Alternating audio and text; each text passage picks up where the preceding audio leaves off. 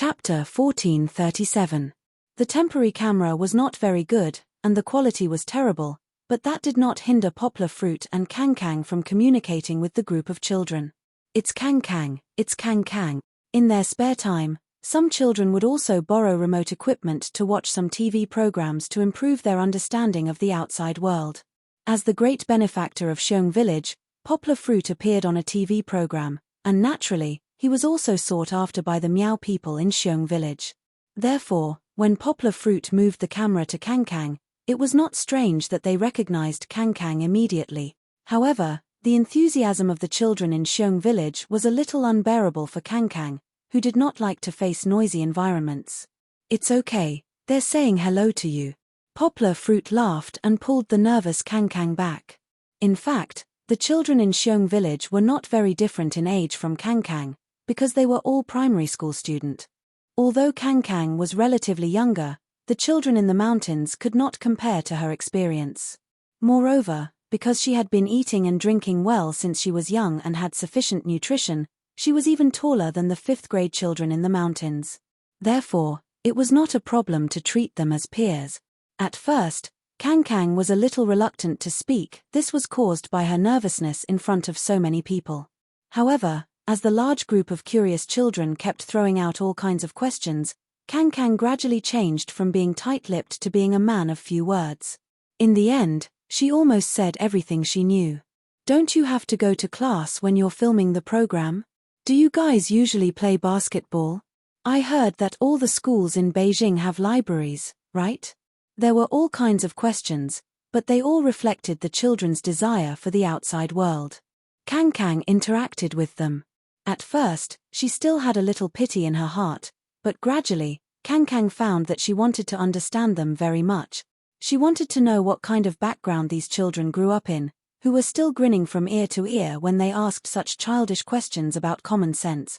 It was because of this curiosity that Kang Kang and the children in the mountains gradually transitioned from answering passively to answering questions. In between answering questions, Kang Kang would also ask some questions that she wanted to know. "Is your hometown very far away? Your father and mother went out to work. Then do you miss them very much? Did you make your own tables?" During the conversation, Kang Kang realized that the other party wasn't as ignorant as she thought. "Yes, I did grow up in the city and have followed my father to many places, including overseas. In terms of experience, they couldn't compare with me, but in fact, over the years, through the remote teaching system and network channels, the children really did not lack understanding of the outside world. They just lacked the sense of reality of witnessing it with their own eyes." From time to time, some internet buzzwords would pop up from the conversations of the children living in the mountains. Combined with the image of the dark-skinned and old-fashioned mountain children, it made people feel that these two should not coexist in the same picture. Kang Kang was not the only one who saw the reality of poverty and the exuberant spirit. Even the entire country's audience could see the transformation of these children from the mountains. Education would not bring monetary aid to the mountainous areas, but education would bring hope to those in poverty. The time between classes was extended to half an hour, but in the end, Poplar Fruit still interrupted Kang Kang's conversation with her new friends and asked the children to go back to class. The children had to go to class, and Poplar Fruit and Kang Kang also had to continue recording the show. "How was it? After chatting for so long, what are your thoughts now?" Poplar Fruit turned off the video system, but did not close the computer. He smiled and asked Kang Kang. Kang Kang looked at Poplar Fruit, but pursed her lips and did not say anything. It was not that she was cold, but she did not know how to answer. After chatting for half an hour, she seemed to have a lot of emotions in her heart, but she did not know how to summarize them into a few sentences. Poplar Fruit's question was too difficult. Asking a first grader who had just started primary school was no less difficult than asking a first grader to write an 800-word essay. "Do you feel that they are very pitiful?" Poplar Fruit did not make things difficult for Kang Kang and gave her a direction. "A little." Kang Kang nodded and finally opened her mouth. "But compared to 3 years ago?" Poplar Fruit asked. Kang Kang looked at the old photos that reappeared on the computer. She rubbed her nose and said, "Better than before." After saying that, Kang Kang felt that it was not enough, so she added, a lot better. Poplar Fruit looked at Kang Kang with admiration and said, then what do you think caused them to change so much in 3 years? Kang Kang thought for a while and said uncertainly, is it because of you? Until now, the conversation between Kang Kang and Poplar Fruit had finally become less awkward. It was as if they had returned to the time when Hu Jun was around. Their conversation was very casual and relaxed. Haha, how could I do so much by myself? Poplar Fruit laughed and said, it's because of education, or should I say because of long-distance education. There are tens of thousands of college students in the country working together. Everyone contributed their own strength to bring education and hope to the children in the mountainous areas of our country. Kang Kang nodded, not fully understanding. Poplar Fruit did not explain too much to Kang Kang about the principles of long-distance education. Kang Kang definitely did not understand. Moreover, Poplar Fruit did not want to introduce long-distance education to Kang Kang. This was just a process and not their goal. They still had to record the program and complete the mission. Poplar Fruit laughed and said, then do you want to be part of the group that helps the children in the mountainous areas? Kang Kang nodded seriously. He was a very, very kind boy, but he was very puzzled and asked, how can I help? He was not a university student, so he couldn't teach those older brothers and sisters.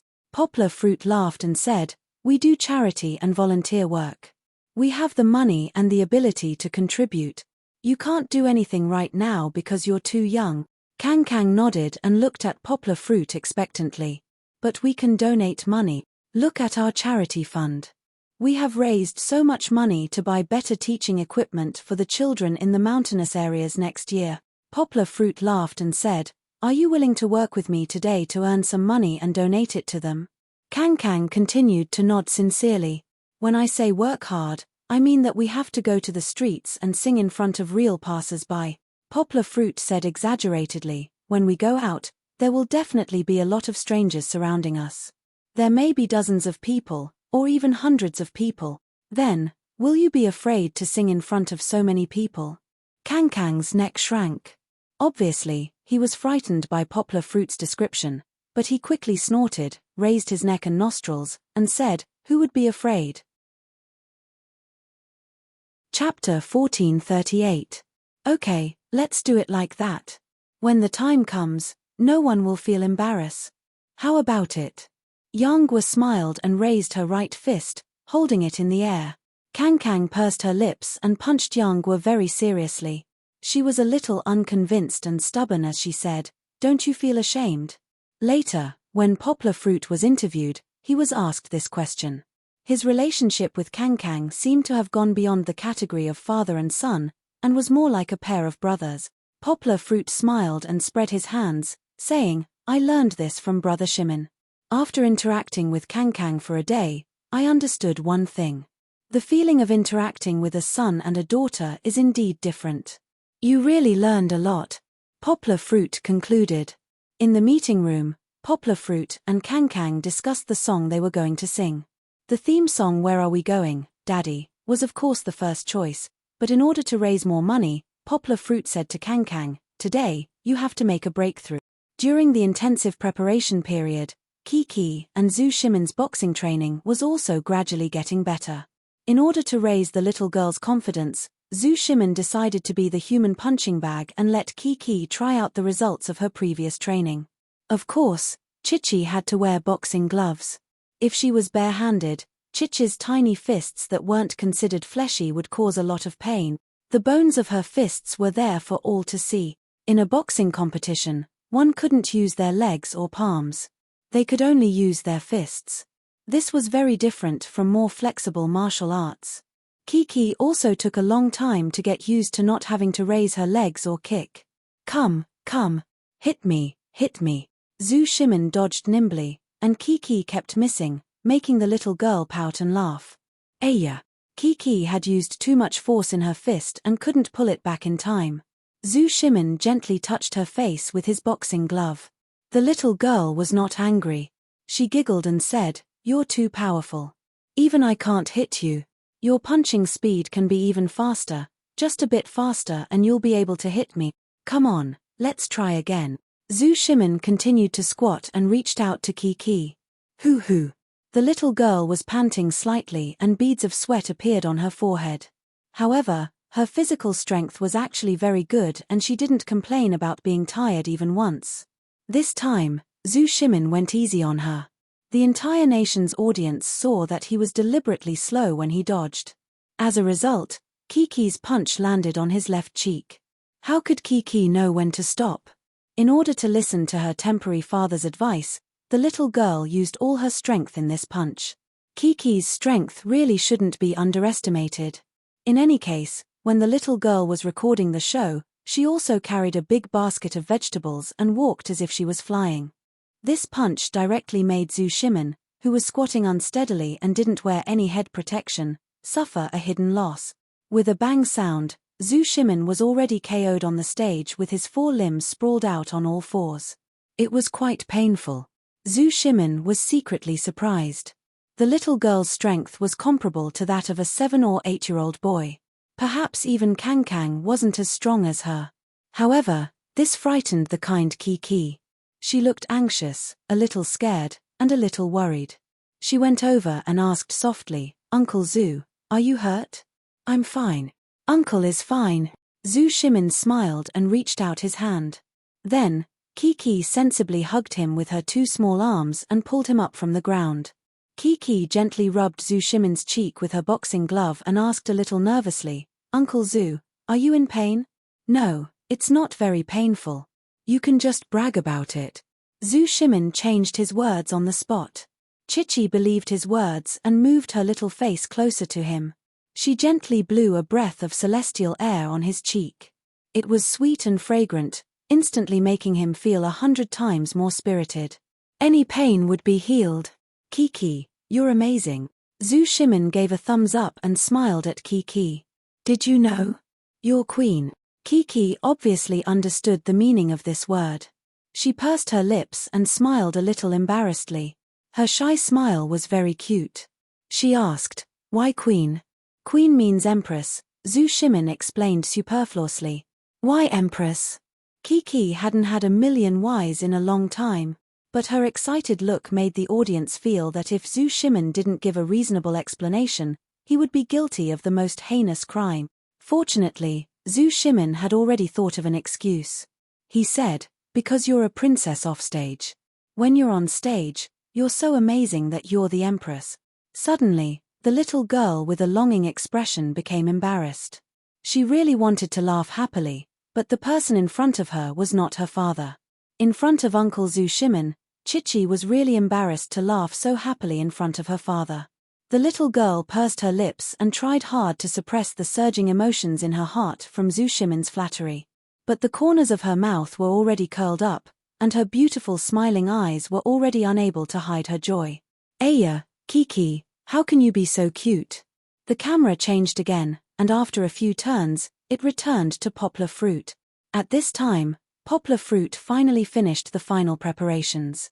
He pulled a suitcase-like portable speaker and went with Kang to the crowded market outside the film studio. Because the film studio was a tourist attraction, besides a large number of extras who gathered there to follow the crew to film movies and TV series, there were also many tourists from all over the country who came to visit. So, not long after they appeared in the market, Poplar Fruit and Kang were surrounded by many real tourists. Fortunately, they were all well-mannered. Under the guidance of the staff, everyone gathered outside the circle and took photos and videos excitedly with their mobile phones. They didn't rush in and affect the recording of the show. Kang was a little nervous with so many people looking at him. He pursed his lips when he was nervous, and the corners of his mouth turned down. He looked very serious. "Nervous?" Poplar Fruit patted Kang's shoulder and asked with a smile. He was actually a little nervous. If it was a speech to the public, Poplar Fruit wouldn't be afraid. Poplar Fruit had seen bigger crowds than this. But this time, he was going to sing. Of course, Poplar Fruit could still overcome it. At least, he couldn't show his fear in front of Kang. Kang was indeed nervous, but she didn't want to admit it to Poplar Fruit, so she just shook her head. Poplar Fruit didn't say much to her. He decided to set an example and liven up the atmosphere first. Poplar Fruit put up the small blackboard he brought, then took the microphone and said with a smile, brothers, sisters, today, Kang and I are borrowing this precious place to perform and raise funds. If our performance is good, I hope everyone will support us. If there are still some shortcomings, thank you for your applause and encouragement. Poplar Fruit pulled Kang and bowed together. Many of the audience immediately applauded enthusiastically. Chapter 1439. To be honest, Yang Guo wasn't a good host. The jokes he used to stir up the crowd wouldn't have any effect if it were someone else. But when he and Kang stood there, no matter what they said, there would be people cheering. They hadn't even started singing. The plate in front of them was filled with money. Kang happily took it back, poured it into a bag, and then put it out. At this time, Kang seemed to be less nervous because he had money. Today, we're here to do charity. Poplar Fruit briefly explained the purpose of singing. The money we raise today will be donated to the charity fund under the name of Where Are We Going, Dad? There's a video as proof. As soon as he finished speaking, there was another round of thunderous applause and even more cash being shoved at him. Of course, everyone's lives were better now, but not to the extent that they were all nouveau riche. Most of the money they donated was not more than 20 yuan. However, for Kang, 20 yuan and 100 yuan were not much different. He was so happy that his mouth stretched to the back of his ears. Since we're recording Where Are We Going, Dad, let's sing the theme song first. Poplar Fruit said to the audience with a smile. He pulled Kang over and asked with concern, how is it? Are you ready? Let's start. Kang nodded her head vigorously. Poplar Fruit played the accompaniment music on his phone. The sound came out through the speakers in the suitcase through the audio cable. The familiar prelude made many of the Where Are We Going, Dad fans softly hum together. The Where Are We Going, Dad program had a very good audience base all over the country, not to mention many uncles and aunties with children in the audience. The opening was French, which was one of the specialties of this season's Where Are We Going, Dad? However, since Nuo Yi wasn't there, his part was sung by Kang. Of course, Kang couldn't speak French. Poplar Fruit wrote a transliteration and pinyin on the paper so that he could read it out. Although it wasn't accurate, it wasn't like no one could understand it. It was precisely because no one understood the song that no one pointed out whether it was good or bad. Instead, they were applauded and encouraged. As Kang sang, his eyes darted back and forth between the prompts and the crowd. It was obvious that his nervousness was gradually fading. Everyone laughed softly as they listened to Poplar Fruit and Kang gradually get into the groove. They began to sing a familiar part of the song, Dad, where are we going? As long as I'm here, you're not afraid of anything. Baby, I'm your big tree. I'll accompany you to watch the sunrise for the rest of my life. This song had been with the audience all over the country since the first season 2 years ago. Although the lyrics had been slightly adjusted over the past 3 seasons, this part would never change. Seeing that there were quite a few audience members humming softly, Poplar Fruit had an idea and shouted, everyone, let's do it together. Dad, where are we going? As long as I'm here, you're not afraid of anything. Baby, I'm your big tree. I'll accompany you to watch the sunrise for the rest of my life. At first, only a few people joined in the chorus, but when the most smooth lyrics were sung, almost everyone in the audience hummed in unison. This effect also covered up Poplar Fruit's defect of being easily out of tune when singing. After the song was sung, the audience applauded like thunder again.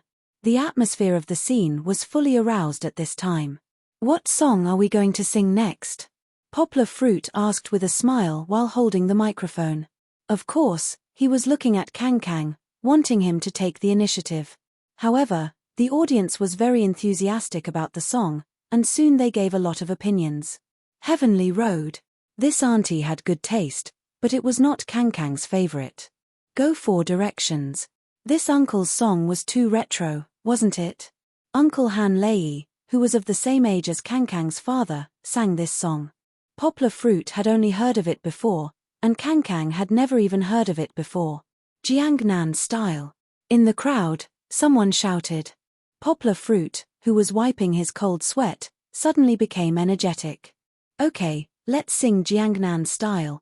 Poplar Fruit stood up with a smile and pulled Kang Kang up. This song was something that Yang Guo and the others had prepared beforehand. It was mainly because it was very popular.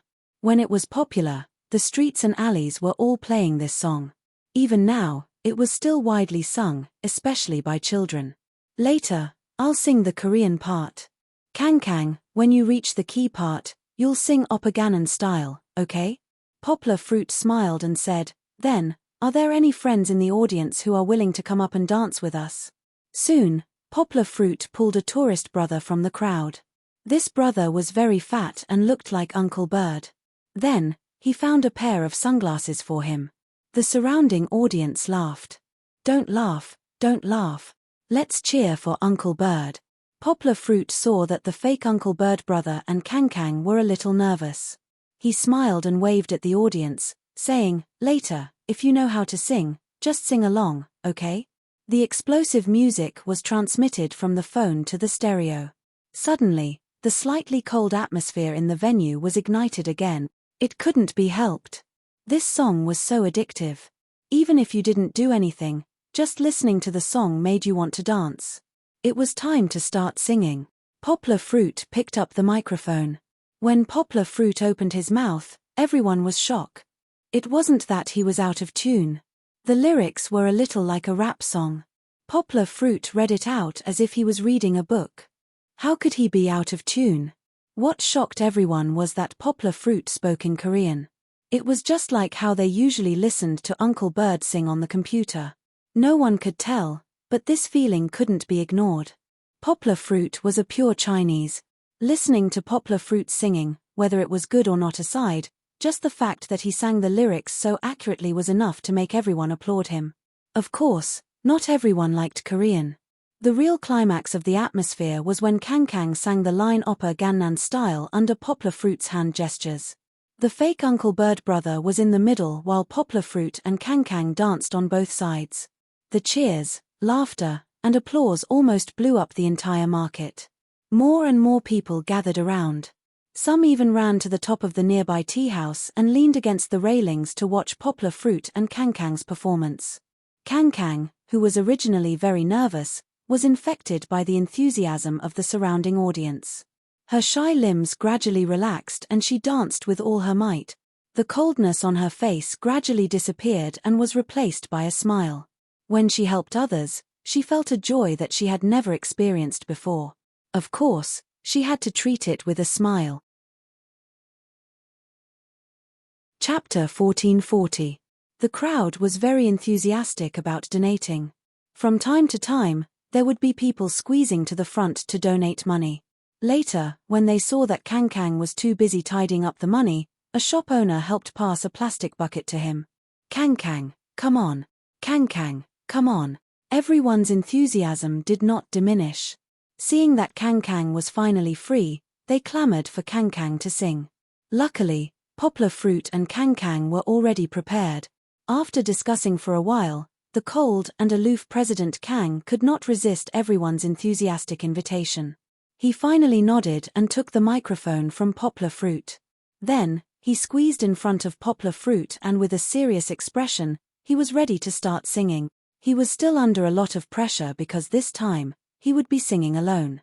Although there would be some original vocals in the accompaniment, Poplar Fruit would not sing with him. The little boy was not used to being like my daughter. When nervous, he had to look for someone to rely on. He used his serious expression to try to hide his nervousness. "Remember what I told you before?" Poplar Fruit whispered in his ear, "Big watermelon, big watermelon." Poplar Fruit had told Kang Kang before that it was okay to be nervous and not to be afraid. As long as you imagine all the heads looking at you as big watermelons, then you won't be nervous. Of course, Kang Kang did not have such powerful skills. However, what Poplar Fruit said at this moment hit Kang Kang's cute spot. The corners of his mouth curled up slightly as if he was amused but did not dare to laugh. Suddenly, the nervousness was reduced by half.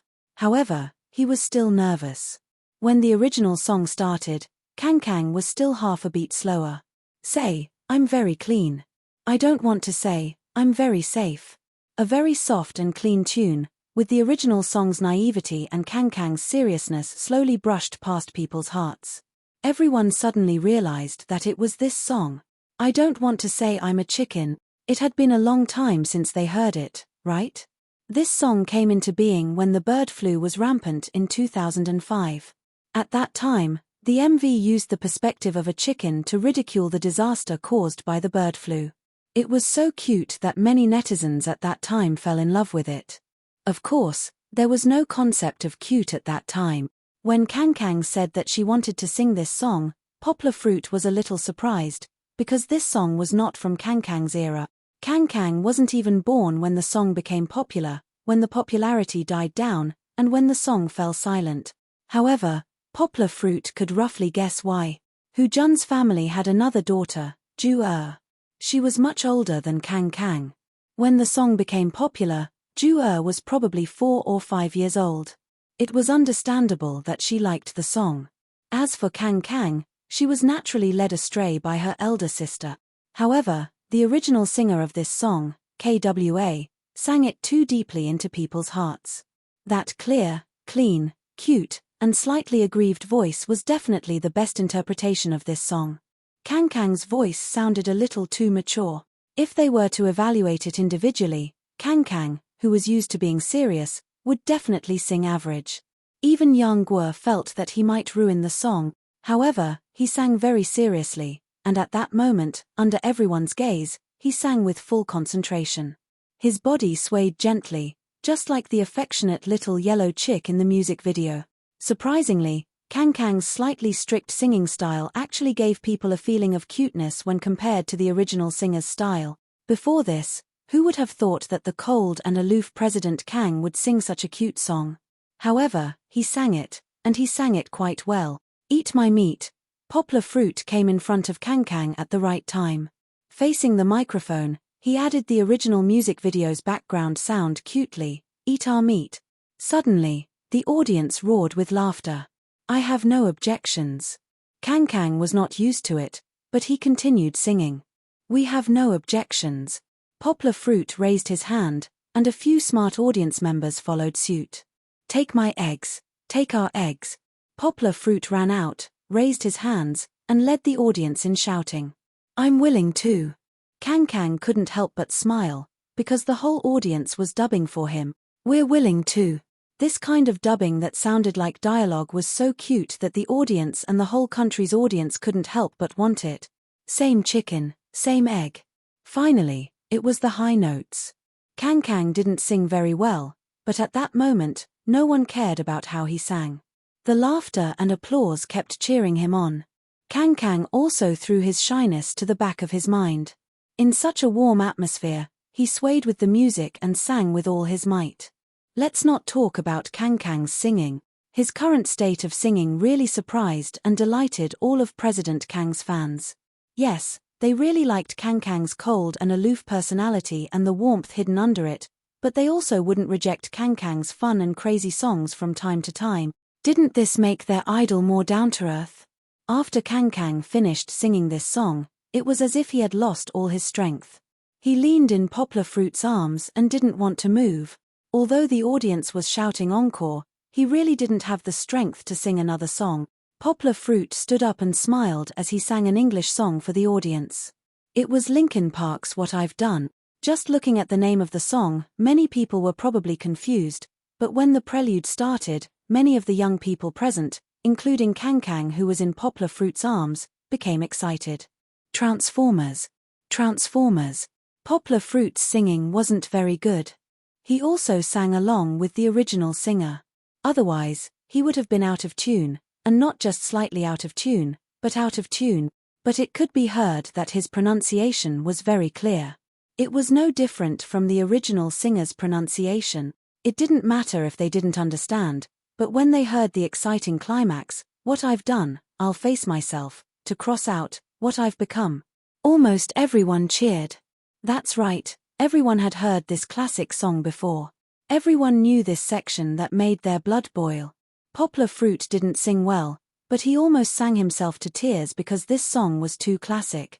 At this moment, The singing reminded him of the time when he watched Transformers 1 with a group of good friends, including Song Jiwen.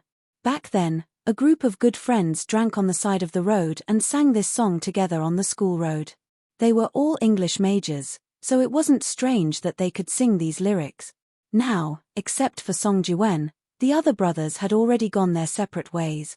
Well, there was no need to drag everyone down into the heavy memories. Poplar Fruit's song had a good effect, but it was an English song after all. After all, it was a song that only young people liked. The effect wasn't as good as before. So, it was better to end with the theme song Where Are You Going, Dad? Poplar Fruit pulled up Kang Kang, who was full of vitality. Chapter 1441. How is it? Isn't this the coolest thing you've ever done? Finally, Poplar Fruit and Kang Kang's singing journey came to a perfect end. But they didn't stop.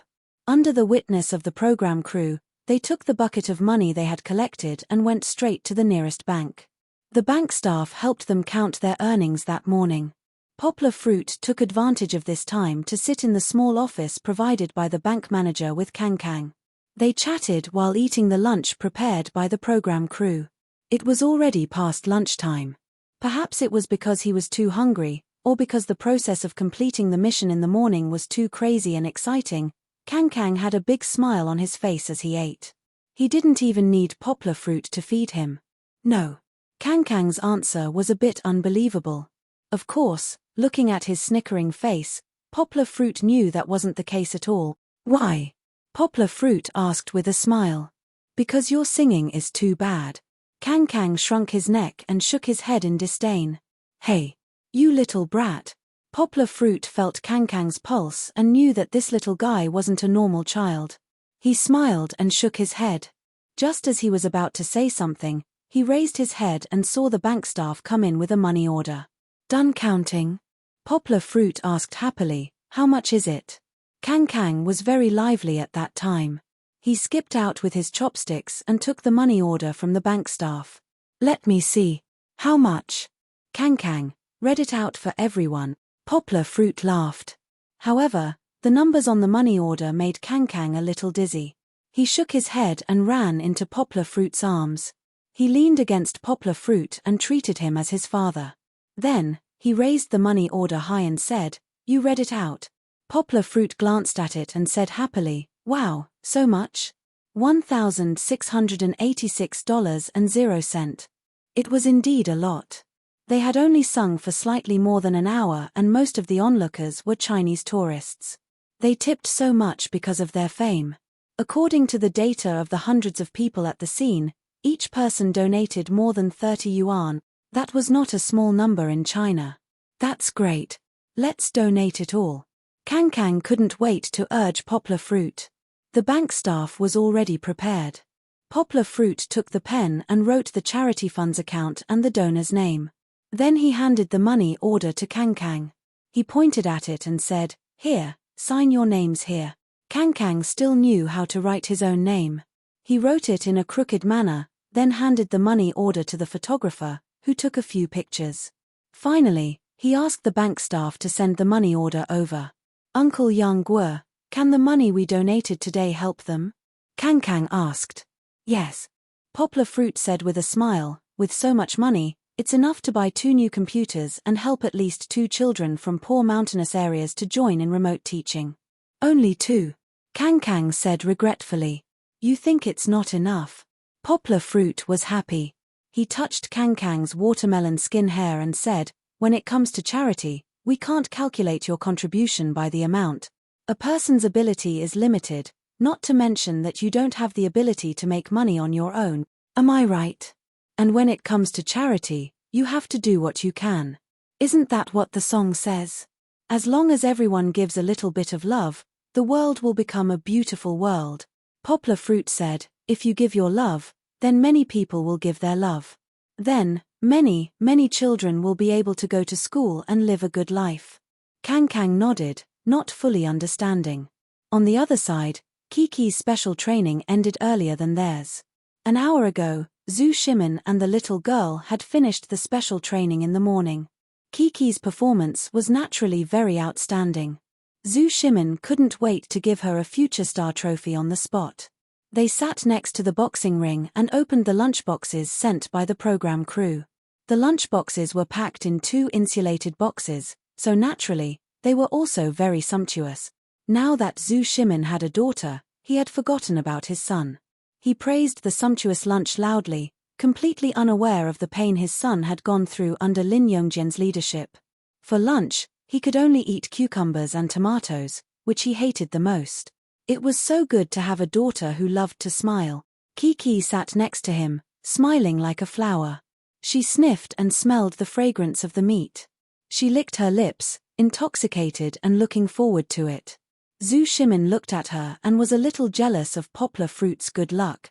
While eating, Zhu Shimin looked at the radish beef brisket in Kiki's hand and said, "Give me a piece of beef. I want to try yours. It's super delicious." Kiki had a lot of fun with Zhu Shimin's father that day, so of course, she was happy to share her food. The little girl giggled and carefully picked up a piece of beef brisket and placed it directly in front of Zhu Shimin. Zhu Shimin was a little surprised. He didn't expect to be treated so happily. He carefully took a bite of the beef brisket without touching Kiki's chopsticks. Delicious. Delicious. Zhu Shimin wasn't exaggerating. It was already delicious, and then Kiki gave it to him, so the taste was even better. Kiki ate very quickly. She had been practicing martial arts for the whole morning. She didn't complain about the hardship or tiredness, but she still sweated a lot and consumed a lot of energy, so she was hungry. After eating, Kiki couldn't sit still. She walked around and then asked Zhu Shimin, "Uncle Zhu, when can we see my father?" Zhu Shimin said, "Soon. He's taking your brother Kang to do a task. He'll probably come back when he's done. And you have to work hard to defeat Xian. If you defeat Xian, you'll be able to see your father sooner." Kiki nodded. She twisted her arms and said, "But I think Xian is very strong. I can't beat him." The little girl had seen Xuan's indomitable kung fu. At that time, she thought that he was very strong. Now that it was her turn to fight with him, Kiki was a little nervous. "Don't be afraid. He can't beat you," Zhu Shimin said. He secretly thought in his heart, "Later, I have to tell that boy not to be cruel to girls. A man who hits a girl is destined to be lonely for the rest of his life. Uncle Zhu, let's continue to practice martial arts, okay?" Kiki said excitedly, "I want to see my father as soon as possible." The little girl had already put on one of the boxing gloves.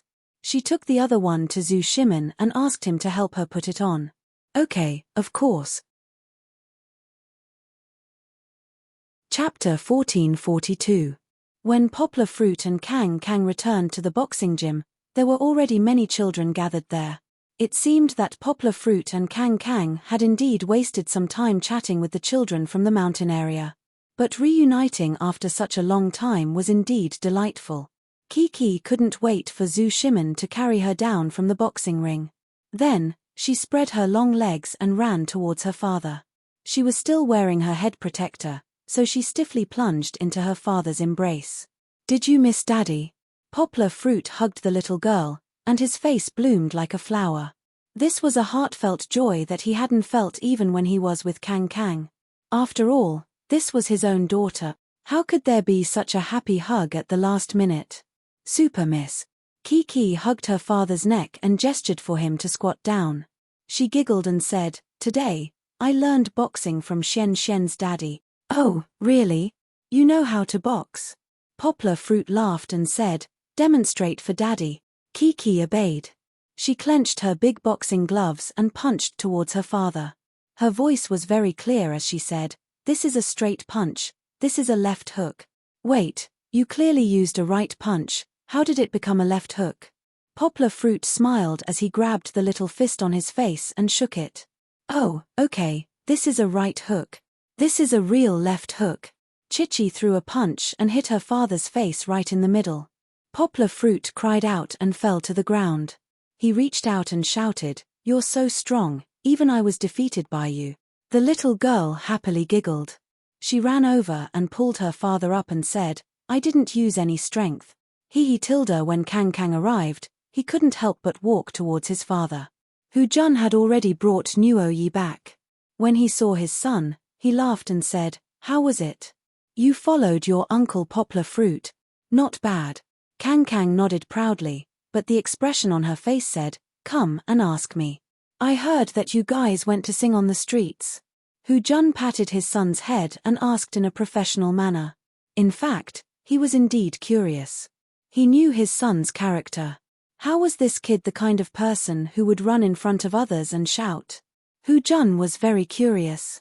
How did Poplar Fruit deal with Kang Kang? "We're going to sing for money," Kang Kang explained unhappily. "Singing for a living?" Hu Jun's understanding was still based on the mission card when they first parted ways. "Yes, we even earned more than 1,000 yuan. Look." Kang Kang couldn't remember the final number, so he could only vaguely give a rough estimate. He proudly showed his father the receipt of the money transfer after the donation. This small piece of paper was carefully folded in his trouser pocket. "What is this?" Hu Jun took it and looked at it carefully. Only then did he realize that it was a receipt for a remittance and a donation. "You donated the money? Who did you donate it to?" At this time, Kang Kang proudly told his father about their experience that morning. The more Hu Jun listened, the more surprised he became. In the end, he didn't know what to say. He just gave his son a thumbs up and said, "Good job. You're good." When I heard that he used the money he earned from singing to donate to the children in the poor mountainous areas, I was very touched. After Hu Jun accepted the interview, he laughed and said, "Really, I didn't expect Poplar Fruit to be able to guide him so well. Kang's character is a bit introverted. If you asked him to sing in public, he wouldn't be willing." Hu Jun analyzed. He would feel embarrassed. But Poplar Fruit used another method to let him see the meaning of singing on the street. Although it was embarrassing, he was more willing to help others. "I think Kang Er's enthusiasm is commendable." Hu Jun added, "Of course, Poplar Fruit's method is also very, very good. No wonder he became a teacher and professor at such a young age. There's a reason for all of this." Hu Jun was very satisfied with his son's performance, so much so that when Poplar Fruit came over to talk to him about Kang Kang's excellent performance in the morning, he couldn't stop smiling. Of course, in front of Poplar Fruit, he still had to be reserved.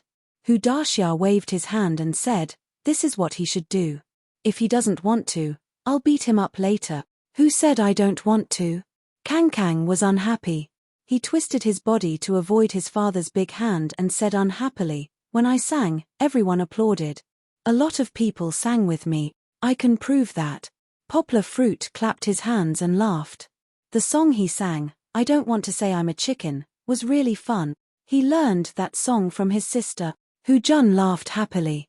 After returning to the stage, Kiki made the final preparations under Zhu Shimin's lead. Of course, Shenxian also went on stage. While Poplar Fruit came over to talk to Kiki, Zhu Shimin took the opportunity to bring Shenxian to the side and discuss with him. "Shenxian, later on, you will lose to Kiki's sister, okay?" Zhu Shimin and his son sat in a corner of the boxing ring and said, "Why?" Shenxian asked, puzzled. "I can beat her." On the boxing ring, Shenxian had an unyielding spirit. This might have been inherited from his father, but sometimes, he didn't know how to stop at the right time like his father. "Why?" Zhu Shimin looked at his son with a shocked and helpless expression and said unhappily, "You're a boy. You don't want to lose to a girl." In fact, there was another sentence that Zhu Shimin didn't say, because there was a camera recording it. If he said it out loud, it would be too obvious. "You like Kiki's sister so much. If you make her cry, what if she doesn't like you in the future? Come on. I believe that you will. Come here." Zhu Shimin waved his hand and put on the head protection for his son. "Okay, then I will let her win," Shenxian said in a childish voice. Now was the time to calm down, so Shenxian didn't care too much. On the other side, Poplar Fruit also reminded Kiki, "Kiki, remember father's words. When you fight with Shenxian later, don't use all your strength, okay?" Others didn't know, but how could Poplar Fruit not know? Kiki's strength surpassed most untrained children under the age of 10.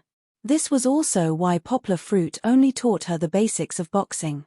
If he taught her more powerful techniques, such as Xingyi boxing, Even an adult wouldn't be able to withstand one punch. You are the big sister, you can't hurt your little brother, Poplar Fruit said. But I think Xian is stronger than me. Kiki looked at her father with a puzzled expression. Poplar Fruit shrugged and said with a smile, friendship first, competition second. Anyway, you should pay attention to your strength, okay? Okay, Kiki went on stage in a daze. Chapter 1443. The audience was in the zone, cheering for Kiki. They couldn't help it. After all, Princess Kiki was a girl. The atmosphere was good, so Zhu Shimin pulled the two kids to the middle of the ring and said, "Salute each other first." Xian cupped his fists and bowed, and Chichi imitated him and bowed as well. The little girl was even smiling happily. There was no seriousness before a big fight. At that moment, the audience in front of the TV didn't think that the two kids would really fight. After all, everyone knew Kiki's personality. She was definitely my daughter, just like her appearance. Xian had been an admirer of Kiki's sister since the first episode. It was hard to imagine the two of them punching each other. However, what happened next shocked them greatly. After Zhu Shimin shouted, Kiki and Xian began to fight. At first, they tried to punch each other. At that time, Xian still remembered his father saying, "If your sister hits you, let her hit you, but you can't hit her." Kiki also remembered her father telling her not to hit Xian with too much strength. The two of them moved around for a while, and Kiki's interest was piqued. She gradually found the feeling of learning from Xian's father in the morning. She began to use the moves she learned. Kiki was still a beginner when it came to boxing. Although she learned quickly in the morning, it was undeniable that it was impossible for a little girl to use the moves as she wished. It was as if she knew how to disassemble the moves, but couldn't use them in a coherent manner. She punched once and then pulled back. Xian knew how to dodge, but he couldn't. On one hand, it was because his chubby body was still a little clumsy. On the other hand, the tall Chichi had long legs and arms. She was able to quickly catch up with him and lightly hit Xian's head protector with her fist. "I got it." Chichi turned her head around happily, waving her arms and shouting at her father. Poplar Fruit also gave his daughter a thumbs up. Kiki reached the end of her arm when she reached, so she didn't use much strength. The audience below the stage cheered as they supported Chichi on one side while falling to the ground on the other. But for Xian, it was a bit ironic. Shouldn't a boxer be chasing victory and cheering in the boxing ring? Why did he have to give in? At that time, Xian was a little unconvinced. Then, Xian was hit by Chichi's hook twice in a row. The stubbornness in his heart that he couldn't suppress began to take over his rationality. Xian was going to fight back. Without any warning, Zhu Shimin was still beaming with joy, thinking that his son knew how to conduct himself. In the end, Xian didn't dodge this time. He rushed towards Chichi and threw a left hook and a right hook. Xian's posture was perfect, just like the boxing matches people saw on TV. Kiki also raised her fist, but she was a little slower. In the end, she was hit by Xian's 3 consecutive punches on the protective gear on her head. She was hit so hard that she couldn't find her bearings. This posture was quite frightening. Poplar Fruit couldn't help but take 2 steps forward when Xian raised his hand. He almost jumped to save Kiki, but he still kept his rationality. After seeing that Kiki was fine after being hit 3 times, he was relieved. It wasn't that Xian didn't have a lot of strength, but he still needed to tiptoe to reach Chichi. His lower body wasn't stable, and almost half of his strength was wasted in the process of punching. Also, with the protective gear, Kiki only felt that she was hit 3 times. She wasn't injured. At that moment, their fighting spirit was aroused. Kiki and Xian both became serious. Zhu Shimin's reaction was a little slower, so Xian and Kiki were entangled. In an instant, the two of them exchanged blows. However, Xian was a boy after all, and he had been practicing boxing since he was young. His fists swung like he was hitting a wooden stake. His fists rained down on Kiki's little head. Kiki had just returned a punch, but Xian's consecutive punches disrupted her formation. Xian Xian's attacks were too fierce, and Kiki couldn't find a chance to fight back. Moreover, Kiki could only dodge and block with her hands. She couldn't think of a counterattack. Okay, slow down. Don't hit girls. Zhu Shimin, the referee on the stage, quickly shouted. Xian Xian's eyes were red, and he didn't remember his father's words. Seeing that Xian Xian had already beaten Chichi to the point where she could only run, Zhu Shimin suddenly had an idea. She suddenly knelt down and hugged her son with both hands. She then shouted, "Chichi, hit, hit." The audience were all laughing their heads off. The netizens expressed their dissatisfaction. They had seen children who were unlucky, but they had never seen a father who was unlucky. Zhu Shimin, as a master, you are more attentive than a father. Also, is there a referee who is biased like you? Chichi stared blankly for a moment, then her face lit up with joy. She hurriedly jumped back in 2 or 3 steps. Poplar Fruit's reaction was faster. He felt the small muscles bulging under his daughter's clothes. This little girl, after being beaten so many times, she couldn't help but use more strength this time. But that couldn't be done. If Kiki used all her strength, something bad would happen. He quickly shouted, "Kiki, don't use your strength." Kiki had already made her move. Halfway through, she heard her father's shout. She subconsciously held back her strength, but her punch was still very fast. It landed on Xian Xian's protective gear like a cannonball. Even the camera below could hear the muffled bang sound. For the second punch, Kiki seemed to realize that she had used too much strength. She embarrassedly stuck out her tongue and gently pushed Xian Xian's head. Then Zhu Shimin quickly shouted, "KO." But at this time, Xian Xian, who was beaten up, suddenly burst into tears. Everyone could hear the sadness in his cries. Yes, of course he was sad. Being beaten up wasn't painful, but being beaten up by his father unwillingly, how could a 3 or 4-year-old Xian Xian endure this kind of grievance? Poplar Fruit quickly said to his daughter, who was happily waving her little gloves as she ran towards him, "You've beaten Xian Xian to tears. Why aren't you comforting him?" To be honest, Kiki had won, but Poplar Fruit wasn't very happy. Zhu Shimin's actions were equivalent to Kiki cheating. At this time, Kiki saw Xian Xian crying very sadly. No matter how Zhu Shimin comforted him, it didn't seem to have any effect. She generously opened her arms and hugged Xian Xian. Her voice was clear and sincere as she said, "Xian Xian, I'm sorry. Can you stop crying?" Miraculously, Xian Xian was still sobbing, but now that he was hugged by Kiki, his crying slowly stopped. Xian Xian's hands hesitated for a moment before he slowly hugged Kiki. Perhaps at this moment, he understood why his father said in the interview, "If you let her win, you won't win the applause of the audience, and the future." Of course, the winner wasn't Kiki's future. How could it be Kiki's future? Poplar Fruit was waiting there with a kitchen knife. Chapter 1444. Kiki and Xian Xian's boxing match ended with both Kiki and Xian Xian winning. The village chief's ability to smooth things over was not weak at all. Xian Xian's eyes were still filled with tears, but when he came down, he received Kiki's considerate consolation. It could be considered a blessing in disguise. Zhu Shimin and Poplar Fruit watched from the side with smiles on their faces. Zhu Shimin said to Poplar Fruit, "Poplar Fruit, your daughter really has a talent for boxing. I only taught her once or twice for many moves and she was able to learn them very well. That might be because she trains regularly." Poplar Fruit smiled modestly. "I think, Poplar Fruit, if Xian Xian wants to learn martial arts from you, why don't Kiki learn boxing from me?" Zhu Shimin suggested with a smile. "Ari, that's not bad." Lin Yongjian smiled and agreed. He did not mind watching the drama unfold. After Kiki learns boxing, she won't have to be afraid of her husband bullying her when she gets married. Hu Jun chuckled and agreed, "That's right. If anyone dares to quarrel with Kiki, Kiki will punch them without a word. The world will be peaceful." Poplar Fruit chuckled and said, "Then I'll have to teach her not to bully others.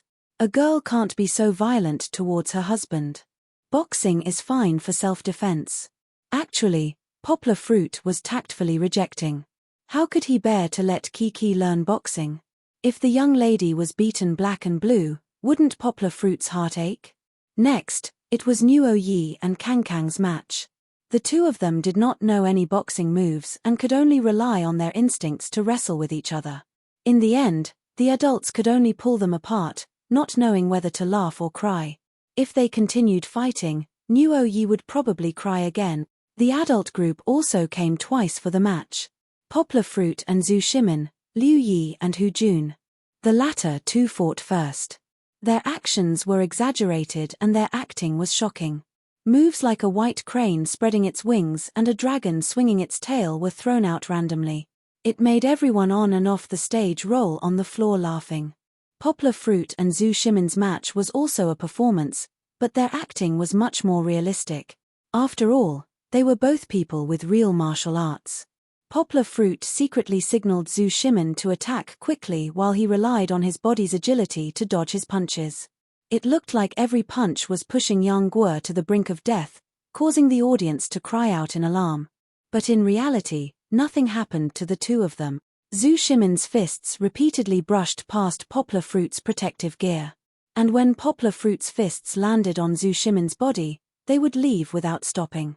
Zhu Shimin and Poplar Fruit also loved to act. The two of them would cry out in pain from time to time, but in reality, Zhu Shimin could not hit Poplar Fruit. And with the strength of Poplar Fruit's touch, he probably could not even kill a mosquito. Oh, all right. The village chief was scared out of his wits. He thought that the two of them had taken things too hard and hurriedly came forward to stop the fight. In his heart, he grumbled, "We are not in a real-life fighting program. Is there a need to be so competitive?" But when he went forward to pull the two of them apart, everyone focused their eyes. Poplar Fruit and Zhu Shimin were standing there looking relaxed as they chuckled at each other. As for their looks, they did not show any signs of pain from being beaten up. "Actually, we were not really fighting. We were just acting," Zhu Shimin said. The two of them performed their fighting moves together in slow motion. Zhu Shimin slowly threw a punch at Poplar Fruit, and at the moment when it was close to his cheek, Poplar Fruit had already turned his head and dodged it. Thinking back, everyone also realized that just now, they seemed to have only been shouting and cheering. They did not hear the sound of the boxing gloves hitting the body. The village chief did not know whether to laugh or cry as he patted the two of them. When it came to love acting, the two of them were even more exaggerated than the two old urchins from before. At night, after dinner, everyone went outside to enjoy the cool air. The film city at night was not as hot as it was in the morning. All the dads lined up in a row, ready to start playing the game. This game was similar to the previous trip, where the dads touched hands to recognize their wives. But this time, it was the 5 kids. They had to wear blindfolds, touch their faces, and then find their fathers. However, the person they were looking for was not their own father, but the temporary father that they had laughed and worked hard to complete the task with today. Although this process made the real dads a little jealous, there were still many exciting scenes that made people convulse with laughter. For example, when Nuo Yi was searching, he touched Da Jun held it in for a while, then finally pushed Nuo Yi's hand away and said, "Nuo Yi, you touched the wrong person." Another example was when Xian and Da Jun discussed that when it was his turn, Da Jun would help identify him. But unexpectedly, Da Jun was carried away by Zhu Shimin at the beginning. Xian stood there helplessly and shouted for Da Jun for a long time, but no one responded. Also, the funniest ones were Kang and Da Jun. The two of them wore blindfolds, and as they touched each other, they hugged each other. That look of camaraderie was simply unbearable to look at. Kang suddenly said, "Ah, my wife." That immediately poked at the crowd's laughing point. All the dads who were holding back their anger burst out laughing. Da Jun also gave a passionate response, "Aya, hubby." It seemed that the best Nubilan Yu couple was not Kang and Nuo Yi, but Kang and Da Jun. It was now Kiki's turn. The little girl wore blindfolds, and she touched her left side to right side. In the middle, she stopped at her father's side. She gently pinched Poplar Fruit's chin and mouth, then giggled. I know this." Kiki could not see, so she turned her head to the air and pointed at Poplar Fruit as she said with a smile, "Are you sure that he is your father today?" The village chief walked over and asked. No. This is my papa, Chichi giggled. Not a temporary papa. Poplar Fruit's face bloomed with a smile. He was very satisfied with his daughter's performance. Although she was not looking for him, she was able to recognize his identity so quickly. This showed that the father and daughter were actually connected by heart. All right, Kiki was going to find her temporary papa. When she touched Zhu Shimin's face, Kiki pondered for a long time. She repeatedly touched Zhu Shimin's chin and pinched Zhu Shimin's mouth. Finally, Kiki could not contain her joy as she pointed at Zhu Shimin and said, "It's him, it's him. Are you sure? Have you chosen? Are you not going to change it?" The village chief was still deliberately mystifying. Kiki hesitated for a moment, then touched his face again. Finally, she firmly nodded her head. It's him, I know, he has a beard here." After she took off her blindfold, she happily jumped into Zhu Shimin's arms and pointed at his chin. Zhu Shimin also liked such a cute little girl who loved to laugh. He hugged Kiki and shook her. After he let go of the little girl, he put his hand on Poplar Fruit's shoulder and said with envy, "Ayo, I also want a daughter." Poplar Fruit proudly patted Zhu Shimin's shoulder and said proudly, "Hurry up and have another one." These 2 months, Xiao Han's work has begun to become busy. This burden before the new year is not easy, so I can only write 2 chapters a day. However, this book is coming to an end. Xiao Han is working hard to write a different and complete ending. I hope that readers will continue to support me. Xiao Han is very grateful. Chapter 1445. The end of the 7th trip meant that Where Are We Going, Dad? Was coming to the end. Although the 6th trip was still being broadcasted on TV, for the 5 fathers and 5 children, the next trip would be the last time they would travel together. Even if they had the chance to gather together in the future, it would be difficult for them to travel together again. There wouldn't be so many carefully planned games, and they wouldn't have such happy and carefree smiles. The carefree children didn't feel anything, and Poplar Fruit didn't mention it. However, when they left, a faint sadness filled their hearts. On the plane, Poplar Fruit looked at Kiki, who was sleeping soundly. He touched her hair and decided not to tell her so early. He wanted her to enjoy the last trip happily. When he got home, Poplar Fruit was busy with work again.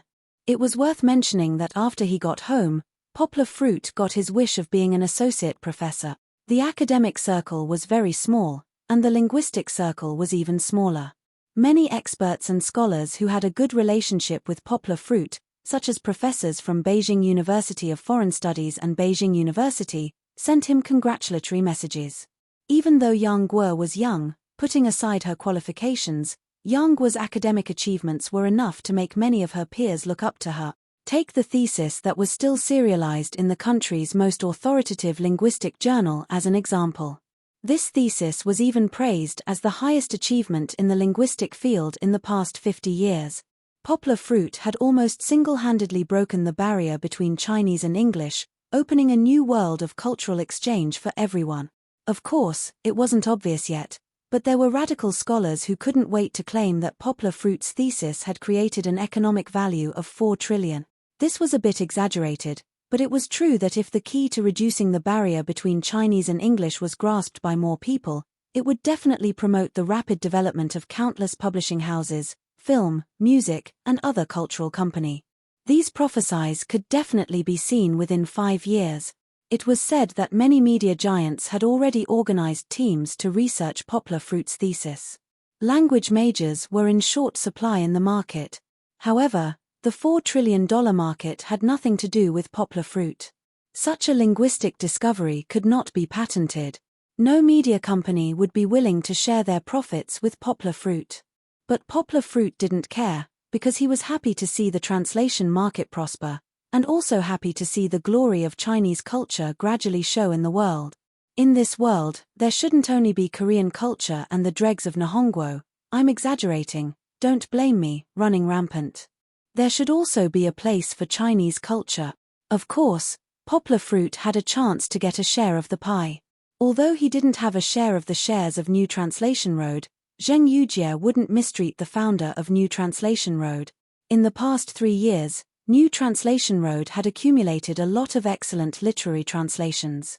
In the next few years, as long as Zheng Yujie didn't make any stupid decisions, New Translation Road would definitely become the leader of the publishing industry. But these were all things that would happen in the future, so there was no need to go into detail here. For now, this thesis had established Poplar Fruit's position in the domestic and global language field. Even if he wasn't the top few people, he was at least the backbone of the first echelon.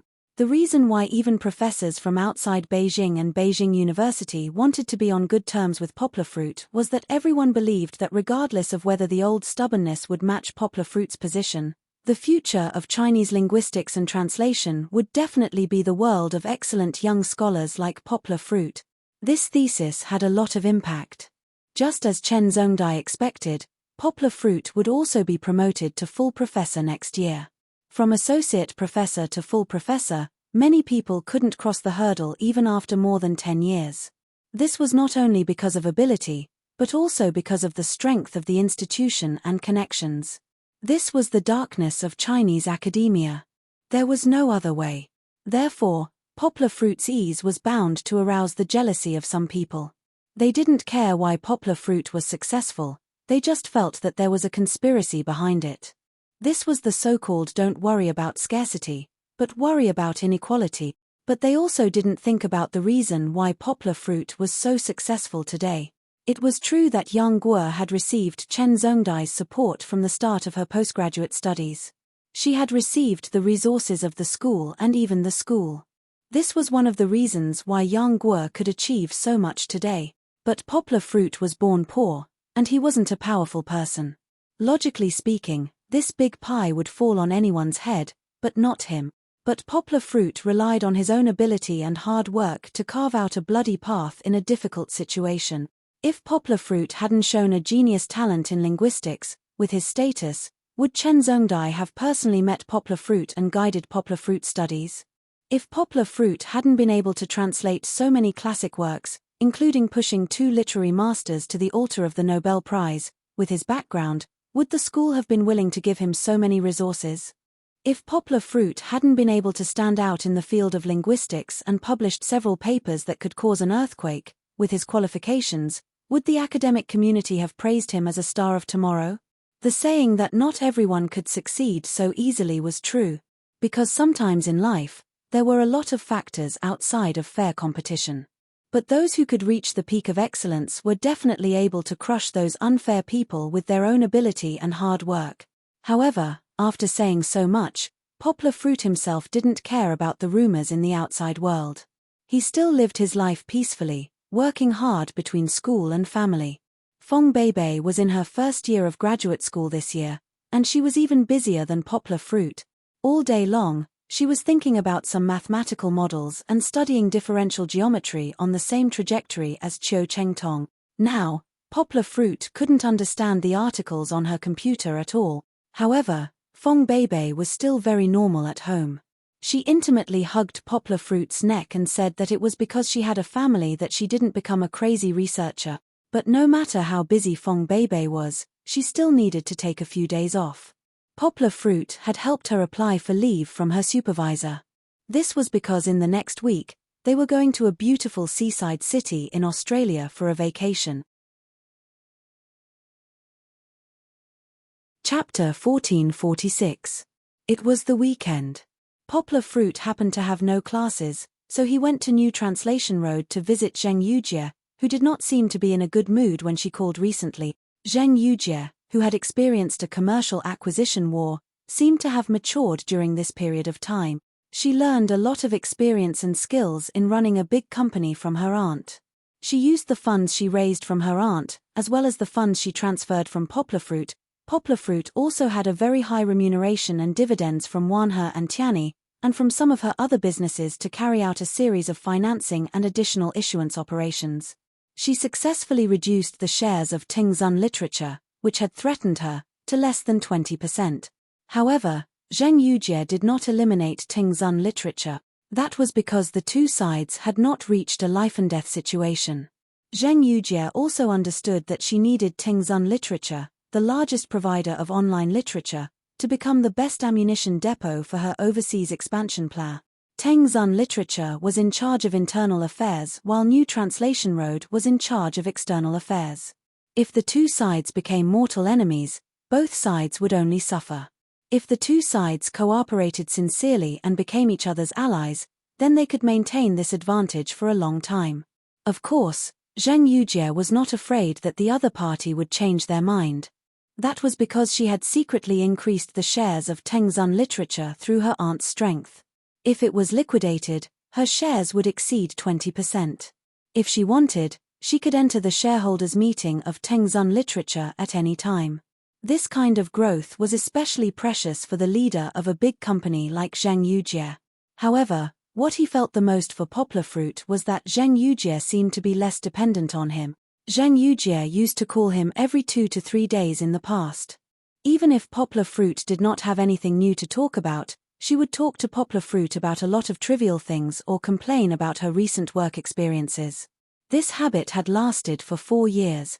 Fong Beibei also knew about this. But ever since she had a big fight with Poplar Fruit, she didn't dwell on this issue anymore. Perhaps this was Fong Beibei's great wisdom. She understood that instead of forcing Poplar Fruit to make a choice against his will, it was better to let Poplar Fruit, who would never hurt her, handle this relationship by himself. At the very least, with Poplar Fruit's personality, the outcome would not be too bad. Poplar Fruit also knew this, but perhaps it was because of the guilt towards Zheng Yujie that he hid in his heart. Poplar Fruit would not ignore Zheng Yujie's call, nor would he not listen to her. Until the last 2 weeks, Zheng Yujie's calls had decreased. Poplar Fruit didn't feel relaxed. Instead, he felt a little uncomfortable. Perhaps men were such cheap bones. They ate from the bowl and looked at the pot. Even if they had the heart of Liu Xiaohui, they couldn't help but be easily moved like Wei Xiaobao. When Zheng Yujie stopped looking for him, Poplar Fruit was a little disappointed. Although this disappointment was still within a controllable range, Poplar Fruit laughed at himself and let go of his heart. Zheng Yujie was a good girl, but he was destined to only be able to pass by her in this life. Why should he be entangled with her and not let her find her own happiness? This was also unfair to his wife. As for why he wanted to visit Zheng Yujie, it really wasn't because Poplar Fruit was moved, but because Zheng Yujie's assistant, who had been with her for many years but never grew up, secretly called Poplar Fruit. She said that Zheng Yujie had recently been working without caring about her health, and sometimes she would secretly wipe her tears in the office. Well, even if it wasn't an ambiguous relationship like the assistant thought, from the perspective of friendship, Poplar Fruit should still visit Zheng Yujie. But when Poplar Fruit came to Zheng Yujie's office, she was acting as usual. Instead, when she saw Poplar Fruit, she calmly said, "You're here? Just in time. I also have something to talk to you about." Zheng Yujie took out a document from the drawer with a lock, handed it to Poplar Fruit, and said, "Sign it." She still spoke and did things in the same tone as before. She was in a rush and meant what she said, but not very overbearing. But Poplar Fruit had a feeling that there was a bit of a gap between himself and Zheng Yujie. It wasn't very deep, but he was inexplicably a little flustered, as if this gap could never be filled up. In silence, Poplar Fruit opened the document and slowly read it, but Poplar Fruit himself didn't know what he was looking at. It was very strange, as if he had suddenly lost the ability to read. This document was only a few pages, but Poplar Fruit read it for half an hour. Then, his mind went blank, and he couldn't remember what he was looking at. Looking up, he suddenly saw that Zheng Yujie's face was already unknowingly full of tears. That pretty face, after being washed away by tears and foundation, could no longer hide her haggard and sad face. What was going on? Poplar Fruit was shocked. He opened the document again and roughly scanned it. Poplar Fruit was not unfamiliar with it. It was a share transfer letter that he had seen before. The transfer was still the shares of New Ilu, still 20%, but this time, it was Zheng Yujie who transferred it to him. If Poplar Fruit signed it, then the transfer of the shares would take effect. The shares that seemed to be returned by Zheng Yujie would still remain in Poplar Fruit's name. However, the 20% in the past and the 20% now were two completely different things. 2 months ago, this 20% was worth 400 million. Now, because of financing and additional issues, this 20% was as high as 600 million. But Poplar Fruit didn't care about the amount of money because perhaps only he would understand the emotional significance of this share transfer letter to Zheng Yujie. At that time, Poplar Fruit transferred the shares to Zheng Yujie for free. That was not only because Zheng Yujie had helped him raise 100 million ransom, nor was it because he owed Zheng Yujie in his heart. There was affection and righteousness in this. Affection and righteousness, when put together, meant one thing, and when taken apart, meant another. Zheng Yujie's action now seemed to be returning the shares to its rightful owner, but it was also related to these two words. It was just that she returned the affection and kept the righteousness. To be honest, Poplar Fruit really didn't care about the shares that others thought were valuable. Even if it was normal times and Zheng Yujie wanted to transfer the shares to him, he wouldn't mind signing it. However, Zheng Yujie's face was full of tears at the moment, and her eyes showed that she had lost her soul. Poplar Fruit couldn't even lift the pen in his hand. Poplar Fruit gently closed the document, put it on the table, and closed his eyes. 2 lines of tears fell from his long eyelashes. "Why are you doing this?" Poplar Fruit asked with a trembling voice. Chapter 1447. Poplar Fruit let out a long sigh and threw the document on the table. He rubbed his aching eyebrows and wiped away his tears. "I won't sign this." From his expression, anyone could see that he was very resistant. "Why?" Zheng Yujie was confused and asked without rhyme or reason. "Why?" Yang Guo was even more baffled as she asked the question back. Zheng Yujie stared blankly at Poplar Fruit. Her tears flowed slowly, but as if it had nothing to do with her, she repeatedly muttered, "Why? Why?" Poplar Fruit didn't say anything and waited quietly. Zheng Yujie seemed to have slowly recovered some of her spirit. She asked sadly, "Aren't you going to get married?" Her voice was dull, but it was the bitterness that spiraled up from the bottomless abyss. Poplar Fruit was stunned. Countless clues flashed through his mind. Of course, he was no longer the hothead of the past. Although his EQ wasn't high, he could still grasp the reason why Zheng Yujie was sad.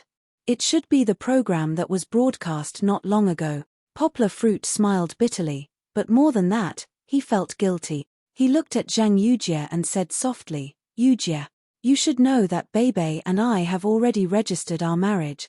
What we still owe now is a formal wedding. So, strictly speaking, I am already married." Poplar Fruit didn't know what to say next.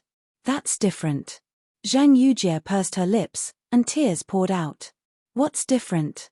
Poplar Fruit was confused. He really didn't know what a formal wedding meant to women. "It's different." Zheng Yujie stubbornly raised her head, and a few drops of tears fell on the table. "But you can understand that this is already a fact." Poplar Fruit probably didn't understand that a man's rationality would never work in front of a woman's emotions. "Facts my ass." Zheng Yujie wanted to burst into tears, but with her personality, crying silently in front of Poplar Fruit was already her limit. The more she thought about it, the more upset she became. She kicked Poplar Fruit under the table. Hiss. This little girl's kick was really ruthless. She was already 30 years old. Why was she still so unstable? Poplar Fruit's calf bone was kicked by Zheng Yujie, and he immediately sucked in a breath of cold air. Even he couldn't help but stretch out his hand to rub it. It wasn't easy for him to recover. "What do you want?" Poplar Fruit asked helplessly. "Sign it." Zheng Yujie pointed at the document on the table and said coldly, "No." Poplar Fruit shook his head firmly. He had a feeling that if he really signed it, the two of them wouldn't even be friends anymore. It was as if the two of them would gradually drift apart in the future, from being familiar with each other to not being willing to greet each other when they met, and then eventually becoming passers-by. Although it was just a vague feeling, Poplar Fruit didn't want to touch the consequences. "Other than this, I can promise you anything," Poplar Fruit said. Zheng Yujie's red phoenix eyes twitched, and she asked in a very unhappy voice, "You're even willing to divorce Feng Beibei?" Poplar Fruit looked at her helplessly and didn't say anything. Zheng Yujie had just wiped away her tears, but now she was drowned by the sadness in her heart. She raised her head unconvinced, wiped away the new tears, and said, You don't dare to do it, right? Then why are you still saying such big words? Hey, Yujie. Poplar Fruit didn't know what to say. He hesitated for a moment and said, happiness can't be forced. You should know what I mean. Yes, it can't be forced. But have you ever forced it for me? Zhang Yujie took a sip of water to hide the endless grievances in her heart. She couldn't help but ask, have you ever given me a chance? Poplar Fruit was sad. He knew that he had mistreated Zhang Yujie, but he could only do so. On one side was his confidant, and on the other side was his girlfriend, who had been with him day and night, who had gone through trials and tribulations with him, and now even his wife. How could Poplar Fruit choose? Indeed, Poplar Fruit was a little conservative and realistic when it came to relationships. In a sense, Poplar Fruit was a little like Lu Yunran in the past. He didn't look forward to a vigorous life, nor did he pursue a life of luxury, nor did he need a fleeting love. He only wanted to patiently and carefully manage his happy little family.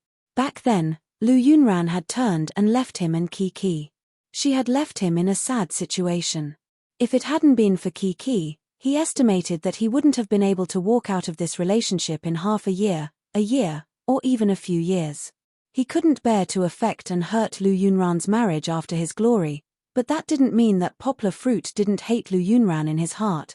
Even if Fong Beibei hadn't appeared in his world, even if Lu Yunran had changed her mind, Poplar Fruit would never have accepted her. Fortunately, Fong Beibei's appearance was like a little sun that warmed his heart and brought a brilliance to his life that was different from Kiki's. This girl was like Kiki. They were both fairies that God had given him. Not to mention that both of them had the same worldview and values. Fong Beibei's love for Kiki from the beginning had made Poplar Fruit's heart throb with excitement. Of course, other than their relationship as a daughter, Poplar Fruit's feelings for Fong Beibei were also quite deep. Apart from the kinship that they had cultivated earlier than other couples, love had never been absent from their lives. Although they had lived together for a long time and seemed like an old married couple, they would have candlelight dinners from time to time, surprise gifts from time to time, and romantic trips a few times a year. Moreover, the two of them had already registered their marriage, but they still owed a wedding that would only be held next year. With Poplar Fruit's character, how could he give up his originally happy family and give his arms to his confidant? Yes, Poplar Fruit owed Zhang Yujie, but this wasn't a reason for him to lose his rationality and have an affair. Others might, but not Poplar Fruit, who had a daughter, Poplar Fruit. Poplar Fruit was very clear about this, and so was Zhang Yujie. She felt very tired, the kind of tiredness that came from running a marathon but never seeing the end. Looking at Poplar Fruit's silence, Zhang Yujie felt even more uncomfortable. She closed her eyes, and when she opened them again, there was a touch of determination. She pushed the document over and said softly, "Sign it. Like you said, it's good for you and for me." Poplar Fruit was very flustered. He pushed the document away, pushed the chair away, and stood up. His knee was still on the edge of the table, but it didn't hurt. "I said I'm not signing it," Poplar Fruit shouted impatiently. This was a loss of self-control that the usually calm him had never done. He turned his head and walked out, but stopped halfway. He lowered his head and said softly, "It's very chaotic today. It's best that we all calm down. I still have something to do, so I'll leave first." Zhang Yujie was silent. Just as Poplar Fruit's hand touched the door handle of the office, she suddenly stood up and cried with tears streaming down her face, "Poplar Fruit. Everyone, don't worry. Sister Zheng's story isn't over yet." Chapter 1448. Zhang Yujie's voice trembled so much that it made Poplar Fruit's heart feel as if it was being grabbed by a small hand. He slowly turned around, only to see Zhang Yujie's thin and frail figure propping herself up on the desk. Time had not changed her appearance, but hard work and fatigue had made her healthy and hot figure become as thin as a bamboo pole. Poplar Fruit couldn't help but feel a little sour in his nose. In fact, Poplar Fruit, as a former shareholder, had not been responsible enough for the development of the new translation road. Other than being a leading figure, he hadn't provided much help to Zhang Yujie in terms of management. It could be said that Zhang Yujie had almost relied on her own strength to fight for this country and tenaciously guard it. As for Poplar Fruit, Although his role as a leading figure was important, without Zhang Yujie's support, he wouldn't have been able to achieve such great success and well. Of course, for Poplar Fruit and Zhang Yujie, with their relationship, it didn't matter who had contributed more. However, when Poplar Fruit saw Zhang Yujie's appearance now, he suddenly understood many things that he had neglected before. Zhang Yujie's body trembled slightly, and her voice was like a candle flame swaying in the wind, trembling, making people worry that it would dissipate in the air at any time. Tell me, have you ever loved me? This question had been used in too many romantic dramas, but at this moment, Poplar Fruit didn't feel the slightest bit of melodrama. On the contrary, that trembling voice was like a heavy hammer pounding on his heart. I have. Poplar Fruit's answer was resolute and decisive, without a trace of hesitation. In the wind and rain, the flickering candle flame seemed to light up again. Perhaps Poplar Fruit's answer was a little pitiful and also because of guilt. But in the end, it still touched his heart. Perhaps it had also uncovered the veil of emotions that he had never faced before. Poplar Fruit still hadn't signed the document to transfer the shares. The 600 million yuan in front of him, and even more in the future, he didn't accept it. No one knew, otherwise, people would definitely secretly scold him for being stupid. After he left, Zhang Yujie sat in the office in a daze for a long time until the bright sky turned dark. Her figure was also hidden in the dim shadows of the night, and the expression on her face could not be seen. Finally, there was a knock on the office door. Her assistant poked her head in and looked at her boss.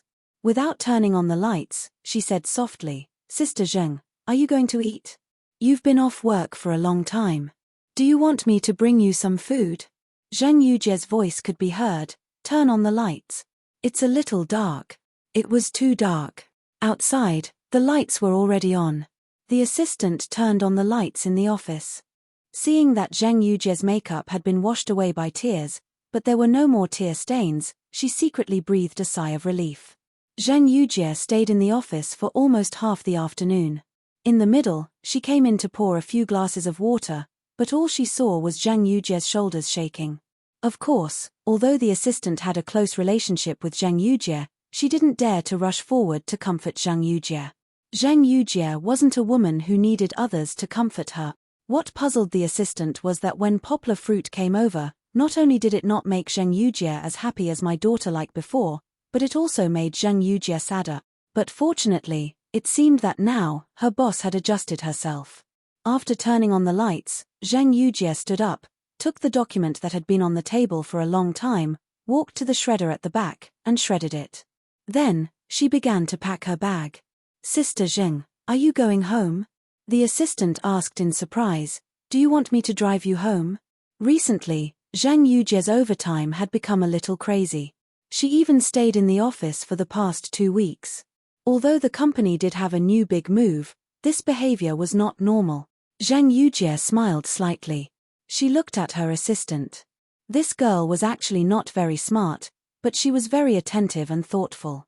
She once wanted to train her to be the company's management, but in the end, she let her stay as her assistant according to her wishes. "Yes, let's go have a meal first, then go home and have a good sleep. You come with me for a meal, then drive me home." Zhang Yujie stretched her waist. Her tired body suddenly became hot. She said somewhat lazily, "I won't come tomorrow. I'll rest for a day." Oh, okay. The assistant was somewhat not used to Zhang Yujie's normal situation at this moment. Picking up her bag and walking out, Zhang Yujie casually patted the assistant's shoulder and said earnestly, "Women, you have to cherish yourself, even if you don't have anyone to love you." The assistant weakly said, "Sister Zhang, I have a boyfriend." "Hey." Zhang Yujie was so angry that she laughed. Her coquettish voice finally recovered. "Liu Xiaoni, do you want to die?" In front of the assistant's desk, Zhang Yujie half leaned on the edge, lazily watching her pack her things. She glanced at something that looked like a movie ticket and suspiciously asked, "Are you going to watch a movie?" Charlotte. Trouble? What movie? The name is a little strange." She directly picked it up and looked at the time. It was tonight, or today. The assistant blushed, nodded, and said a little embarrassedly, "Today is our 2nd anniversary. Openly showing off your love in front of me." Zhang Yujie gently knocked the assistant's head. She saw that the assistant was a little nervous, and said with a dazzling smile, "Okay, I'm not blaming you. I didn't pay attention and almost let you stand him up." Zhang Yujie put down the movie ticket, then picked up her car key, shook it, and said with a smile, "You don't have to send me today, I'll drive myself." The assistant anxiously waved her hand and said, "No, Sister Zheng, our movie will start very late, it won't delay things. Let me send you. Don't say no, I'll give you a break tonight. If you don't want to go, then you're not allowed to go tonight." Zhang Yujie stared at her, then smiled and said, "Okay, look at what you're saying, it's like I don't know how to drive. The two of you should enjoy your happiness. By the way, take my membership card, you can get a discount when you go to the West Coast. Sister Zheng." The assistant looked at Zhang Yujie with some gratitude. "Don't be too touched, I also want you to be happy, don't be like me." Zhang Yujie's voice was a little low, and her voice was not very clear. "Sister Zheng." When she left the company, the assistant ran over again and said to Zhang Yujie with a smile, "By the way, I forgot to tell you. That movie is called Charlotte's Trouble, not Charlotte's Trouble. What kind of movie is it? It has such a strange name." "It's true, I heard that it's very good. So many people recommended it. Sister Zheng, why don't you go and have a look tomorrow? Just take it as a relaxation." "No way, haha, why did she mention this movie? Everyone can guess." Chapter 1449. There were still a few days before the last trip, but it was already the National Day holiday. Poplar Fruit went home early. Anyway, the school had already fallen into the carnival of the students. He made a sumptuous dinner and then went to pick up Fong Beibei and Kiki. In the back seat, Fong Beibei and Kiki were chatting. "I heard that you had music class today. What song did the teacher teach you?" When it came to this topic, Chichi didn't seem very happy. She pouted and said, "Speaking of this, my heart is filled with sorrow." Poplar Fruit in the front seat almost burst out laughing. Now that Kiki was exposed to a wider world, it wasn't the first time she said something shocking. Poplar Fruit turned the steering wheel and asked with a smile, "Why are you sad?" "Yeah, don't you like singing very much? Why do you feel sad?" Fang Beibei was also convulsing with laughter as she asked in confusion. "Because I think the teacher's teaching is very childish." The little girl pouted and said, singing again and again, "I feel that it's not good." "For example, what do you think is not good?" Fong Beibei asked curiously. "For example, Teacher Wu taught Little Rabbit be good." Kiki stretched out 2 fingers and hooked them on her forehead, like a rabbit's ear, and then sang, "Little Rabbit be good, open the door." Kiki sang very well, but it was obvious that she was still not satisfied. "It's quite good. Why do you say it's not good?" Fong Beibei asked. "Because I think these are all songs sung by children." Kiki gestured with her small arms and legs and said, "I'm so much taller than them, I can't sing children's songs anymore." "You're only 4 years old, okay?" Fong Beibei smiled and pinched Kiki's cute little nose. Kiki was indeed very young, but one could not deny that Kiki was precocious and intelligent. To make a young lady who could sing all living things without breaking her voice the entire time learn to sing Little Bunny Be Good was really hard on her. "And what about Teacher Mike? Don't you like Teacher Mike playing the piano the most?" Fong Beibei asked. "Teacher Mike taught Twinkle, Twinkle_Little_Star, but I just like to listen to him play the piano." Kiki nodded honestly and said, "Actually, I know how to sing a lot of times. Then I have to sing it over and over again. It's so boring." After complaining for a while, Kiki began to happily tell her parents about other interesting things. However, even though the young lady only grumbled for a while, Poplar Fruit and Fong Beibei began to take it seriously. In the past, Poplar Fruit was indeed not very willing to be like other parents, waving a stick and urging Kiki to start all sorts of tuition classes early. Just like Big Sis Wang's daughter in the same neighborhood, she was learning English and mathematics in kindergarten. On the weekends, she had to learn piano, zither, and international dance. After a week, not only did the children not have time to play, the adults also had to accompany them to school on the weekends. Similarly, the grandparents had to carry bags and water bottles to wait on them. It was really tough. Poplar Fruit advocated a happy and free childhood. Just like when he was young, running around naked in the fields, that was his unregrettable youth. Okay, it seems like something was wrong, but obviously, freedom was hard to find in this steel city. Even if Poplar Fruit stayed by his daughter's side all day long, it would be difficult to find a companion for her to play with. So, he chose to let Kiki go to kindergarten. After all, in kindergarten, Kiki could get to know more children of the same age and learn to socialize independently after leaving her parents' side. But now, there was another problem. At night, after Kiki went to bed, Poplar Fruit and Fong Bebe sat cross-legged in the living room and chatted, discussing the topic. Kiki's IQ is still higher than other children's. Letting her continue to receive such education in kindergarten is a kind of torture for her. Poplar Fruit already knew about Kiki's high IQ, but today's matter had to be taken seriously. Fong Bebe also frowned and said, "Yeah, today's matter is just a prelude, but I'm afraid that Kiki will encounter the same problem in the future. Think about it, if Chichi were to learn multiplication and division like other children, learn the 24 letters of the alphabet, learn to write stroke by stroke, and learn to pinyin by sound, she would definitely feel as unhappy as she did today." Fong Bebe's analysis was right. Kiki was still in the lower class. If she was in the middle class or upper class, she would have less time to play and more things to learn, and the difference in IQ would become more and more obvious. Like other gifted children, even if Kiki did not complain like today, she would be ostracized by other children. Being a crane in a flock of chickens sometimes meant that the bird that stood out would be shot. But she can't not go to kindergarten. Poplar Fruit waved his hand and said, she needs to get in touch with other children. If she stays at home all the time, her character will become antisocial. What was the biggest motivation for Kiki to go to kindergarten now? It was not going to class, not listening to teacher Mike play the piano, and not because she could get any honor or reward. It was because of her friends that she could not forget. Of course, participating in Where Are We Going, Dad? Also made Kiki look forward to her four best friend. In contrast, Kang Kang, Nuo Yi, Da Jun, and Xian Xian, who seemed to be more mature, had a deeper friendship with Kiki. Can she go to kindergarten for half a day and then bring the rest of the time to school? The school that Fong Bebe was talking about was, of course, Higoshiyama University that she and Poplar Fruit were in. I remember that there are many piano and taekwondo classes near the school.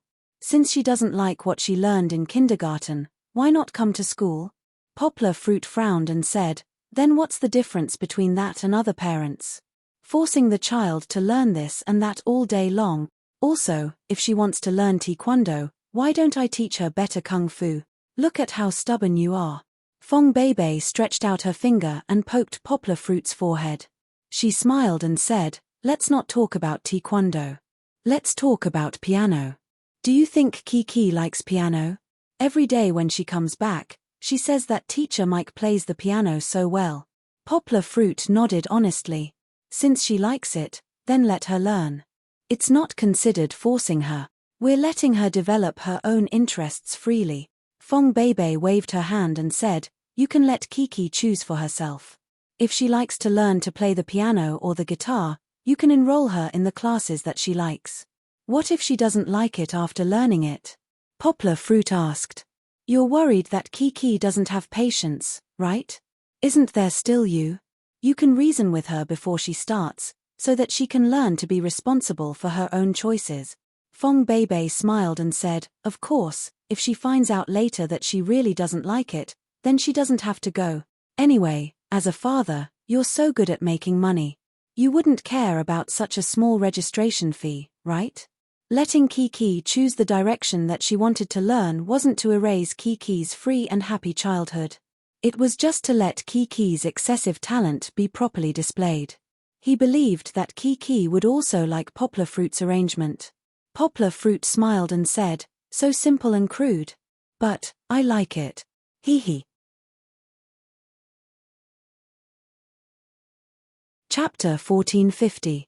The day before their departure, Poplar Fruit and Kiki welcomed 4 other families in Yangcheng. Besides Xian Xian, Dajuan, Nuo Yi, Kang Kang and their parents, there was also Xuanxuan's brother Hao Hao, Nuo Yi's sister Nina, and another person that had never appeared before. It was Kang Kang's older sister, Ju-er. Ju-er was different from these little fellows. She was a great beauty who had grown into a slender and elegant woman. She was almost as tall as her mother. Ju-er's birthday was less than a month ago.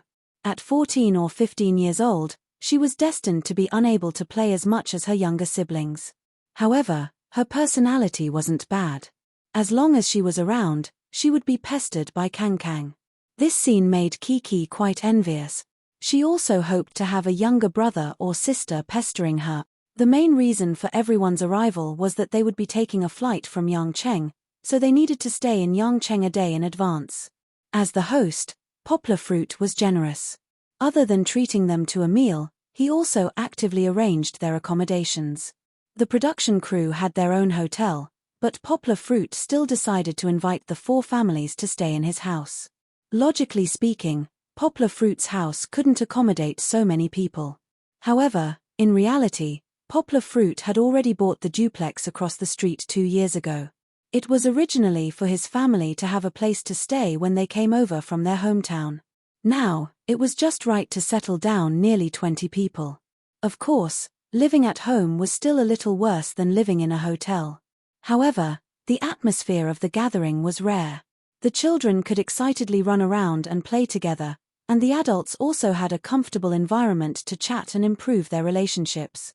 Kiki was the happiest when her friends came home. She brought Goldie to welcome them. Then, she jumped up and down, bringing her friends to her room on the 2nd floor to see her toy collection. Although most of the toys were for girls, such as Barbie dolls, there were still some that Poplar Fruit bought for his collection that ended up as Kiki's toys. For example, the miniaturized Iron Man ornaments, the Frostmound model of Arthas from Blizzard, and many cute plastic dinosaur models. This caused the young boys to shout excitedly in the girls' boudoir, which attracted the attention of Poplar Fruit downstairs. Dinner was naturally eaten at home. Fong Beibei bought the groceries, and then Poplar Fruit, who was finally free to show off his culinary skills, personally cooked. Although there were no people from the program crew filming, the 5 families still had a lively time. Except for the fact that they had to catch a flight tomorrow, everyone raised their glasses to thank Poplar Fruit's family for their hospitality. They wished that the friendship between the 5 families and the children would last forever. However, the atmosphere of celebration did not last long, because in the old man Lin Yongjian's routine speech, he inadvertently let something slip. "This is the last time." Kiki's reaction was the strongest. The little girl immediately grabbed her father's hand and looked at him with pitiful eyes, hoping to get the denial she wanted from her father. "It's not the last time Papa is going anywhere, right?" In fact, Poplar Fruit didn't want Kiki to record the last 2 episodes with a sad mood, so he kept it a secret. Later on, when they were truly separated, Chichi was actually able to accept it a little more. But in the end, he still couldn't hide it. Poplar Fruit didn't blame Lin Yongjian. After all, this was just his own extravagant hope. How could he keep it a secret forever? Not only Kiki, but the other friends who had already known were depressed at this moment.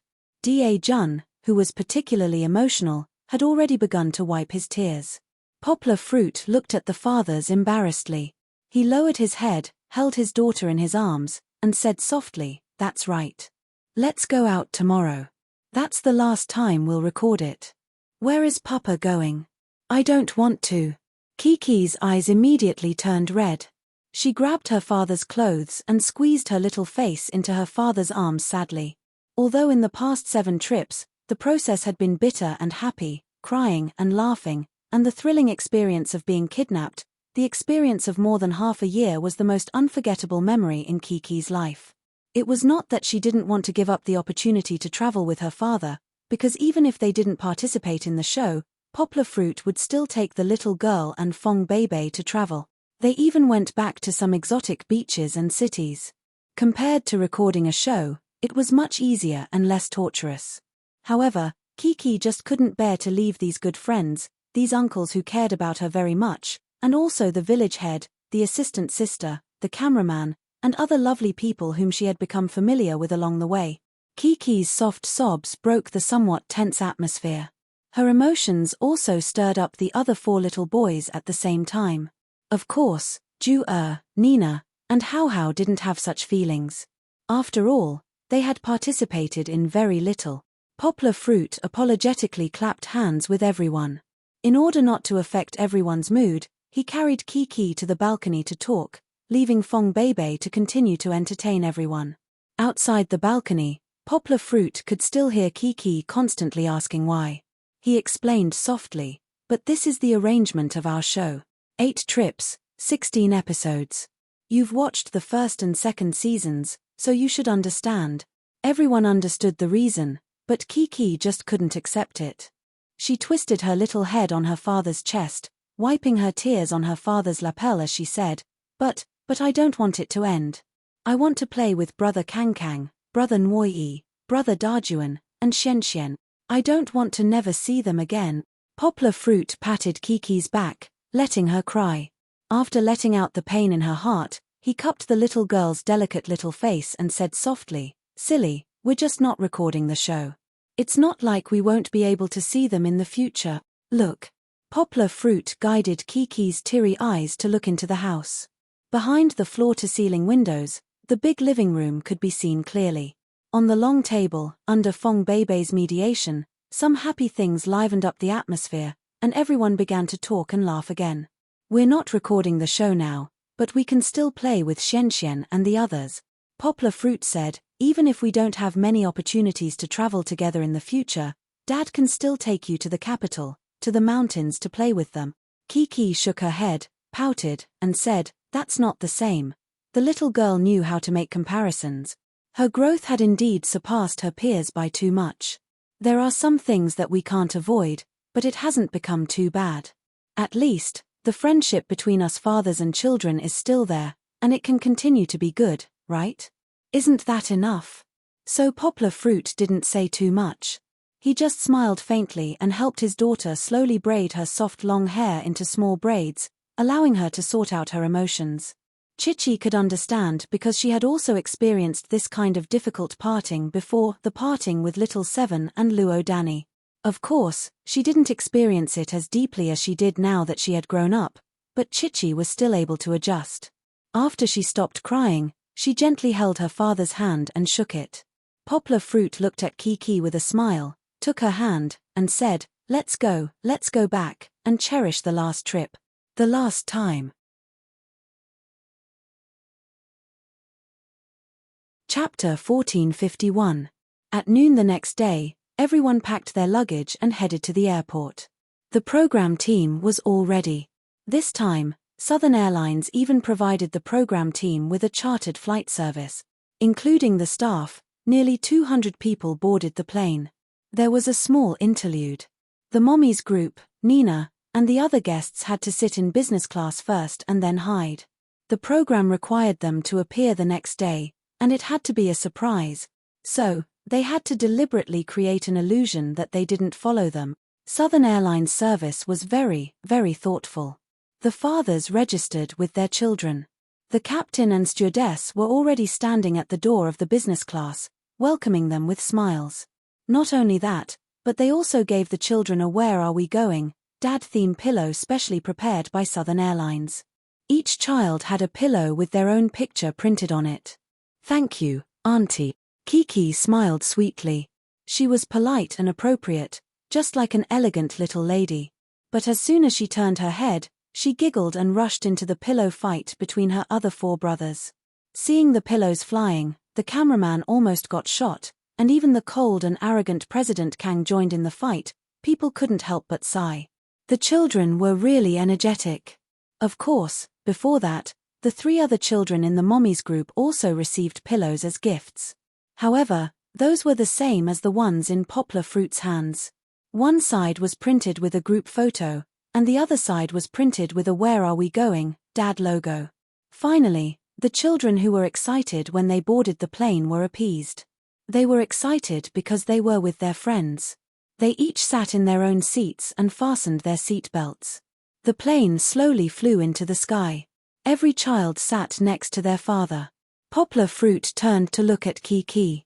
She was smoothing the wrinkles on the pillow with her white and tender hands with a distressed look on her face. Now you know how to feel distressed. Poplar Fruit teased his daughter with a smile and said, "Why were you so excited about the battle just now?" "Aya, I was crazy," Kiki said in the camera with annoyance. "I'm not beautiful anymore." The first sentence almost made the audience laugh out loud. Kiki seemed to have learned a way to ridicule herself recently, and it sounded even cuter. "It's okay. Go back and ask your mother to iron it for you. It will look good." Poplar Fruit laughed. It was only then that Chichi became happy again. She scrutinized the cartoon character.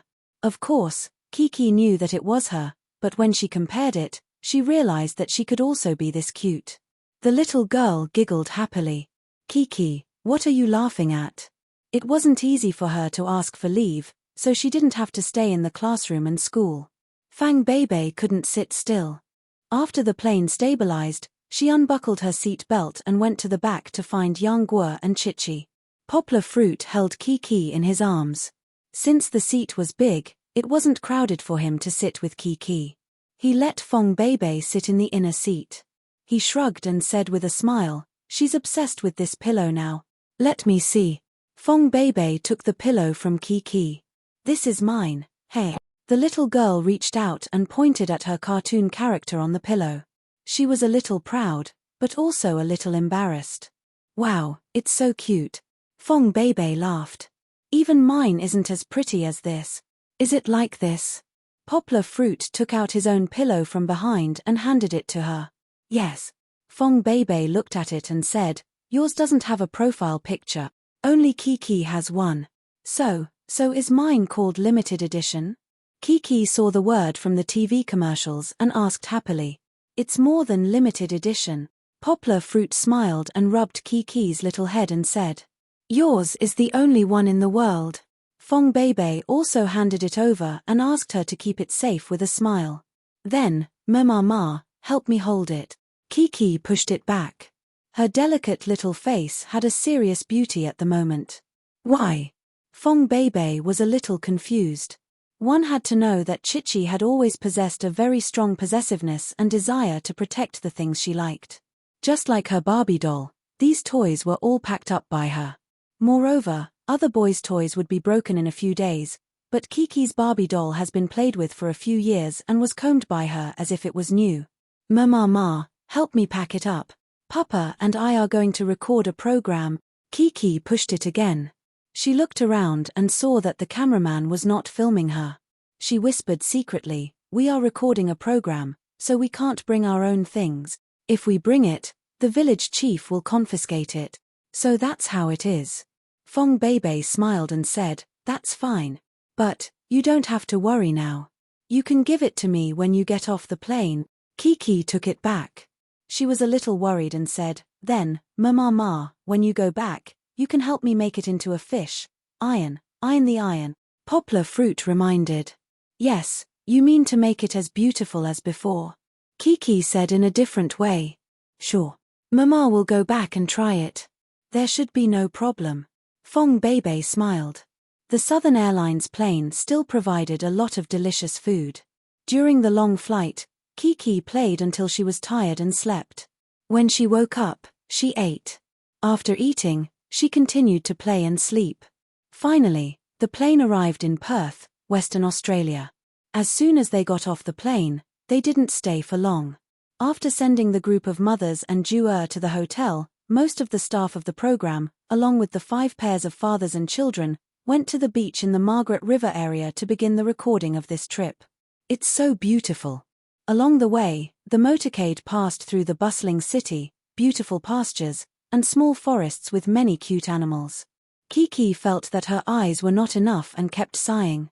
"Did you see a kangaroo? There might be a koala in here." Poplar Fruit also seemed to like the natural environment here. He and his daughter leaned against the window and looked out. "I know, a koala likes to sleep.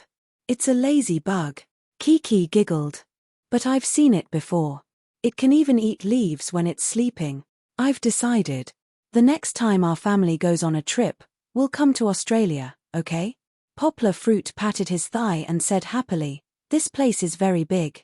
We can go and see real koalas and kangaroos. What about the kangaroo?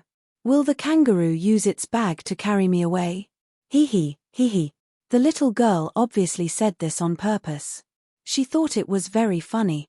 I'm going to learn from the kangaroo. Then, I'll buy a bag and carry you when I go out.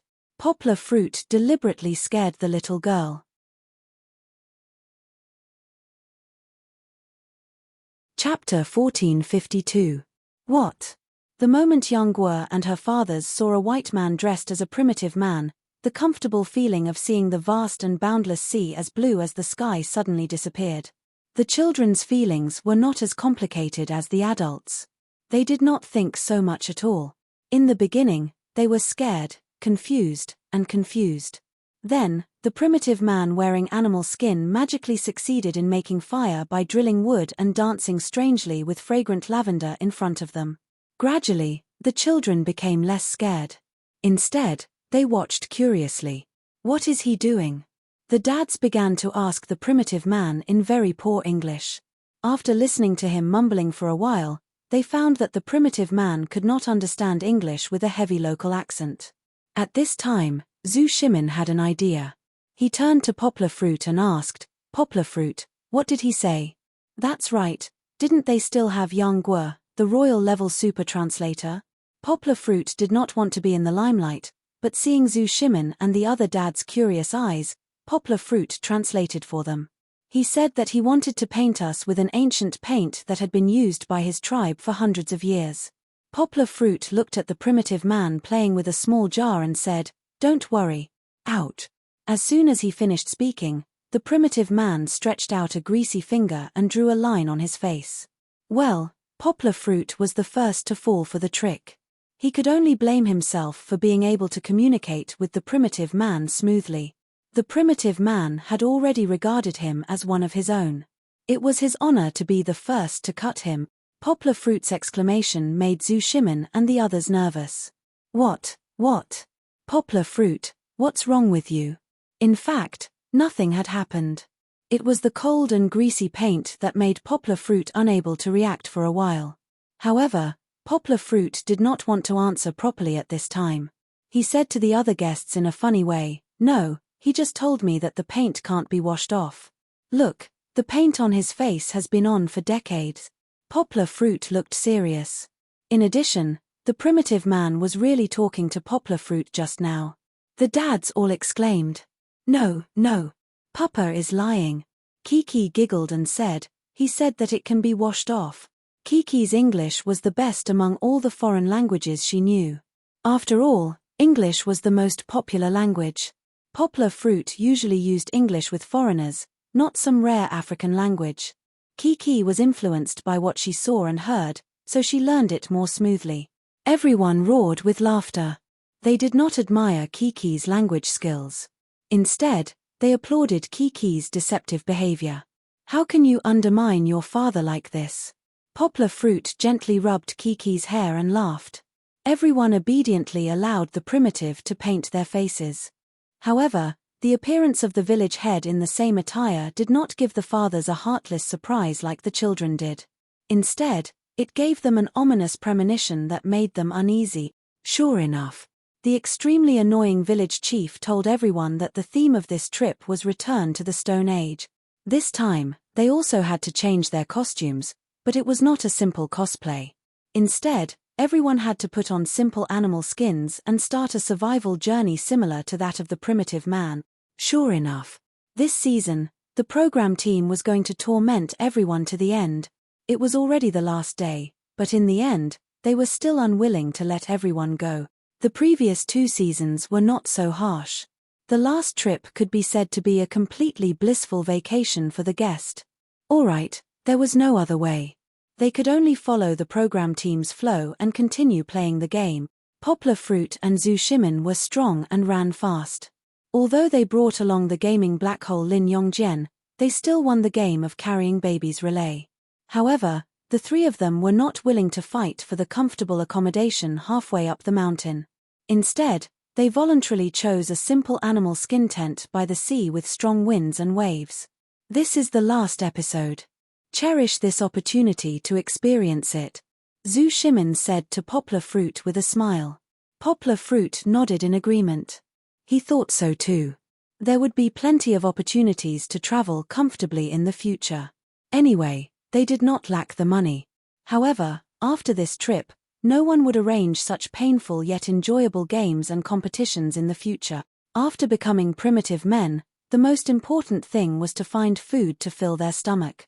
They did not eat much in the morning, so the children were hungry. Poplar Fruit, Zhu Shimin, and Lin Yongjian went to the animal skin tent. After discussing it, they decided to go out and look for ingredient. Of course, this was also the program team's request. Poplar Fruit and the others originally wanted to leave Lin Yongjian behind to look after the children, but the program team did not allow it. Kiki, when the fathers go out later, you, Xianxian, and Dajuan must be careful. Although the program team staff would look after them, Poplar Fruit was still worried and reminded them, don't go into the sea. Don't play in the water. Usually, Poplar Fruit was not so serious, but this time was different. This time, they were facing the cold and merciless sea. The old people in the village often said, bully the mountains, not the water. If they fell in the mountains, they would only break their arms and legs. If they were swept away by the waves, they might not even be able to find their bodies. In the complicated environment of the sea, regardless of whether they were children or adults, whether they could swim or not, Kiki was still smiling just now and did not take it to heart. But when she saw her father's super serious and even a little angry look, the little girl was frightened and became serious. Listen to Uncle and Auntie, be good. Poplar Fruit's expression softened a little. He patted his daughter's little head and smiled slightly. Papa, don't worry. The little girl obediently gave her father a hug. On the other side, Lin Yongjian was also reminding Dajuan, you are the big brother, so you have to take good care of your younger brothers and sisters. You can't let them go into the water, and you can't go into the water yourself, understand? Da Jun looked at his father in a daze and nodded as if he didn't fully understand. However, did he really have to take care of the two little ones? This was still a little mysterious. Because this kid still needed others to take care of him. Could he take care of others? Poplar Fruit did not stay any longer. He, Zhu Shimin, and Lin Yongjian took the bamboo pole and went hunting. Along the way, he kept complaining. Not to mention anything else, what could a bamboo pole do when they went hunting? It would not hurt a person, and if it hit a kangaroo, it would not even be enough to tickle the kangaroo. Perhaps even the primitive people of the Stone Age would not be so stupid, right? We are going to catch seafood. Finally, the staff told them the right direction. It turned out that they were not going to catch kangaroos. Australia's most famous delicacies were their seafood. Catch lobsters. Make something delicious for the little ones. The fathers shouted excitedly, and they immediately became excited.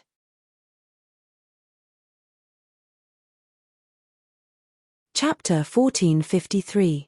The water quality in Western Australia was very good, especially in Perth. Its ocean current came from the sea that connected with Antarctica, and the air was the same. The cold air from Antarctica blew northward, and there was almost no pollution from industrial particles. The seafood here was of course the best of the best. Although the price was not as high as the lobsters from South Australia, the lobsters from Western Australia were also very popular in China. The wholesale price of a medium-sized lobster was more than $300 per catty, but catching lobsters was not an easy job. Poplar Fruit and the others ran to a rocky beach near the sea. There were strange rocks, gaps, and seawater. It was a good place for lobsters and other aquatic creatures to live. However, it was because of these gaps that Poplar Fruit and the others suffered. It's not easy to catch. Lin Yongjian looked at them with his hands on his waist and shook his head. Just now, he saw a lobster that was not too big, but when he squatted down, the lobster had already run away. Now, Poplar Fruit and Zhu Shimin took over from Lin Yongjian, who had a weak waist, and continued to squat next to the gaps. However, the water was murky with the bamboo pole, but there was not even a trace of the lobster. Poplar Fruit was a little regretful. Because he came a little late, he and Zhu Shimin did not see any lobsters. Let's split up. I think there is still a lot of seafood here. Zhu Shimin suggested. Why don't we not catch it first? Let's come together and think of a way. Lin Yongjian felt that it was a little difficult to catch lobsters by himself. It was decided that the three fathers would split up to look for lobsters. When it came to catching seafood, Poplar Fruit actually had some experience. After all, he was also a child who lived by the sea. Moreover, Poplar Fruit was born in the countryside. Even if he had not gone out to sea to fish, he had played with his parents at a relative's house who was a professional fisherman. At that time, a fishing boat that was bigger than a speedboat came back from the deep sea, full of big fish the size of an arm. That was the symbol of a harvest. What excited Poplar Fruit and the other cousins the most were the scallops, crabs, and palm-sized prawns that the fishermen picked out for sale. It wasn't that these seafood were worthless, but that they were too scattered and couldn't be sold for a good price. They might as well leave it for their own family to eat. The children were even more excited. After the boat was docked, they climbed up one by one and rolled around in the boat, chasing the prawns that were jumping around, or teasing the crabs that had not yet realized the danger and slowly ran a race. Returning to reality from his memory, the Poplar Fruit carefully rummaged through the cracks in the rocks that were soaked in seawater. Finally, he saw a crab. Catching crabs required quick eyes and quick hand. Don't be fooled by this fellow's arrogance and stupidity. In the water, it was very fast. Moreover, the crab's pincers were also very fierce. When the Poplar Fruit was young, it had been pinched by the pincers and cried loudly. Fortunately, it did not leave any psychological trauma. This allowed him to figure out a way to catch crab. He saw Poplar Fruit lying on the edge of the crevice. He didn't get too close, but his eyes were sharp as he stared at the crab. Suddenly, his hand shot out like lightning. Finger tap. The crab was pressed down by the Poplar Fruit's finger. Its body couldn't move. Its hook-like long legs and large pincers flailed, but it couldn't reach the Tathagata divine finger that Poplar Fruit pressed in the middle of its back. Yang Guo was somewhat proud of himself. He hadn't used this skill for more than 10 years, but he hadn't become rusty. On the contrary, because of his super-fast speed and the accuracy and ruthlessness of his attacks, he seemed to be even more powerful than before. The Poplar Fruit grabbed the crab's shell and abdomen from behind and grabbed it. He shouted at Zhu Shimin and company, "I caught it. I caught a crab." It was just a crab, but Zhu Shimin and Lin Yongjian excitedly surrounded it and looked at it for a long time. "Where do you want to put it?" the Poplar Fruit asked. That's right. He didn't bring a bamboo basket. Of course, the program team didn't provide it at all. Lin Yongjian looked around and finally found a piece of animal skin that could be removed from his body. In fact, it was also a woven fabric, and the quality was similar to a plastic bag. He made a small bag with this piece of animal skin and carefully put their first prey into it. "Continue to look. Catch more," Zhu Shimin said excitedly. Poplar Fruit's crab gave them hope. Moreover, how could one crab be enough to eat? On one side, the fathers were busy catching seafood. On the other side, the children began a fairy tale-like drama adventure. It was called a drama because the three children didn't know that the two blonde women in front of them were actors invited by the program team. They were wearing strange clothes, lying on the beach, stretching out their hands and shouting from time to time, "Help, help."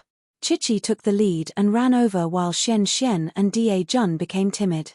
On one hand, they felt a natural sense of unfamiliarity towards these blonde-haired, blue-eyed women who spoke a strange language. On the other hand, the other party's fishtail-like feet seemed to have mutated, causing them to shrink back in fear. Kiki was much better. She had been abroad many times and had long been used to foreigners. She was very curious and ran over to chat with the other party. "What's wrong with you?" She spoke in English. "We're swimming here. You're wearing so little. Don't you feel cold?" Kiki didn't wait for the other party to finish speaking. She looked curiously at the other party's clothes, which almost exposed half of her chest and bare arms. It was spring in Australia. It was still a little cold in spring. Didn't you see that the children were still wearing warm clothes and animal skins? It's not cold. We're in trouble here, and we want to find someone to help us. The other party tried to lead the topic back. "What's wrong with your friends? Why don't you come over?" It seemed that one of the blonde women could speak Chinese, so in order to not scare Xian Xian and Da Jun, they deliberately spoke a few words in Mandarin. Xian Xian, Da Jun, don't be afraid. After Kiki finished chatting, she ran over and pulled Da Jun, who was hiding behind a rock in fear, and said, They said that they want our help. But will they eat people? Xian Xian trembled and asked. He felt that the foreigners were very strange. Their hair was like a snake demon, and their skin was so pale. They probably won't eat people, but why are they here? I think they'll take us away. Da Jun didn't think that they were monsters. He was more mature than Xian Xian, but his thinking was a little too ridiculous. Will you take us away? Kiki asked. Before this, Lin Yongzhen had repeatedly told Da Jun, the elder brother, to take good care of his younger siblings. But now, Chichi was standing in front, while Da Jun and Xian Xian were holding hands and cowering behind Chichi. What kind of situation was this? Well, since Kiki was taller and prettier than them, Kiki could be the big sister and protect her two younger brothers.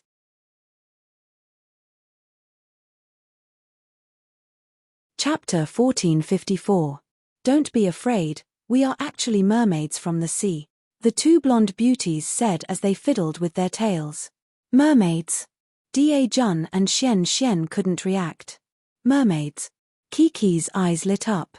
She excitedly clasped her two small hands and said, Really? Are you really mermaids? Of course. Do you think we are beautiful? The two extras blinked their eyes at Xian Xian. Beautiful, Da Jun said foolishly. He wasn't as afraid now, but he still tactfully went along with the mermaid's words. Yes, but I think Kiki is more beautiful. Xian Xian shouted in a childish voice. Hihi, Xian Xian. Kiki was elated when she heard that, but she was still a little embarrassed. Then she shook Xian Xian's shoulder and said, I asked if they were beautiful. I wasn't talking about me. The mermaid's first step was successful. Then they let Kiki and Xian Xian look at their feet. Look, we don't have feet. We are mermaids. Kiki held Xian Xian's hand, and the two of them curiously walked closer to take a look. Da Jun shook his head and pouted at the cameraman. He looked so scared that he was about to cry. I don't dare to go. Only Xian Xian, who didn't know anything, and Kiki, who had heard many fairy tales, weren't afraid. Da Jun thought about it and felt that it was particularly scary. Hee. Kiki suddenly laughed. She blinked her beautiful big eyes and looked at the mermaids. I can see your feet. The props made by the program team were really clumsy. It was like the dresses of the beauties at high-end banquets. It looked long, but the slit was high enough to reach the waist. Through the camera, they could see that the soft fish tail had 2 feet twisting there. The blonde beauty who understood Chinese blushed slightly, as if she was caught doing something bad by a child. She coughed awkwardly and said, This is because our tail is going to become feet. You know. She wanted to explain clearly, but a long speech was a great test of her Chinese ability, not to mention that it was outside of the script, so she simply spoke English. Kiki, of course, also understood. She happily discussed the fairy tale of mermaids turning into humans with the other party in English. Xian Xian, I understand. The little girl also acted as an incompetent translator and explained to her friend, they said that their tails are still tails, and then they might become feet, but they haven't become feet. Xian was confused. Even Xian's words' mouth Xian.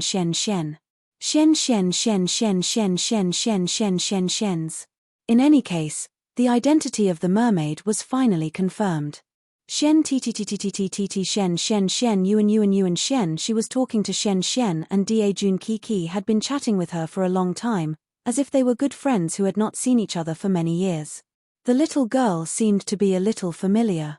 However, the other two little ones were extremely shy. They had been too embarrassed to talk to each other. Everything was relayed to Kiki. Xian hesitated for a moment and looked up at Kiki's inexplicably excited expression. Although it was very inexplicable, looking at the little sister's beautiful smiling face, Xian felt very relieved. He stepped forward and shook hands with the mermaid.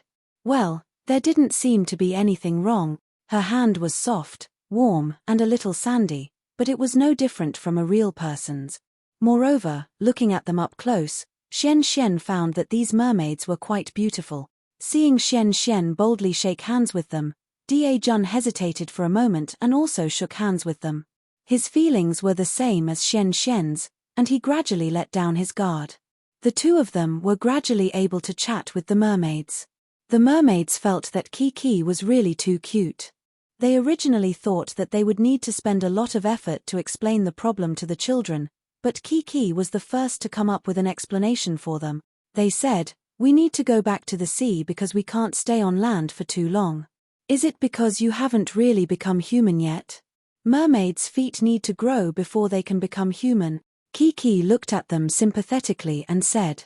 The fairy tale of the mermaids that Poplar Fruit had told Kiki was actually an adaptation. There were no terrible and painful sacrifices. Only the mermaids worked hard and walked out of the sea, became human, and lived happily with the prince. "Yes, that's it." The mermaids quickly nodded and said. Da Jun let go of his fear at this time. He also felt that the mermaids were very pitiful. Kind as he was, he anxiously said, "Then what should we do? The fish will die of lack of oxygen on the beach. They need to go back to the sea quickly. Can you go back to the sea?" The three children's faces showed a worried expression. They were all very sensible and kind. "We really want to go back to the sea," the mermaid who could speak Chinese said pitifully, "but we have been away from the sea for too long. We don't have the strength to get up." "Then what should we do?" "You will die." Kiki was so anxious that she was about to cry. The little girl held the mermaid's hand and said, "How about we borrow a basin from Uncle and water you?" "Damn, you still need to water us. Do you think we are flowers and plants? We are clearly wild kittens." Meow. Cough, cough. Back to the topic. The mermaids didn't know if they should be moved or break out in a cold sweat. They quickly waved their hands and said, "We don't need to water us. You just need to help us up and send us to the sea." "But we are all children," Da Jun said with a frown. He seemed to have thought a lot. "You all eat so much. We can't help you." Even if she was a foreigner, as a girl, she still cared about her figure and weight, okay? What did he mean by eating so much? The mermaid who could understand Chinese was going crazy. She felt that her companions were too lucky. If they couldn't understand Chinese, they wouldn't have to be tortured by these children. "How about we ask Uncle Photographer for help?" Kiki suggested. "No, no." The mermaid quickly waved her hand. If they asked the photographer for help, then what was the point of their task of testing the children? She forced a smile and said, "It won't be very heavy. We still have strength, but not that much. As long as you help us, we can stand up."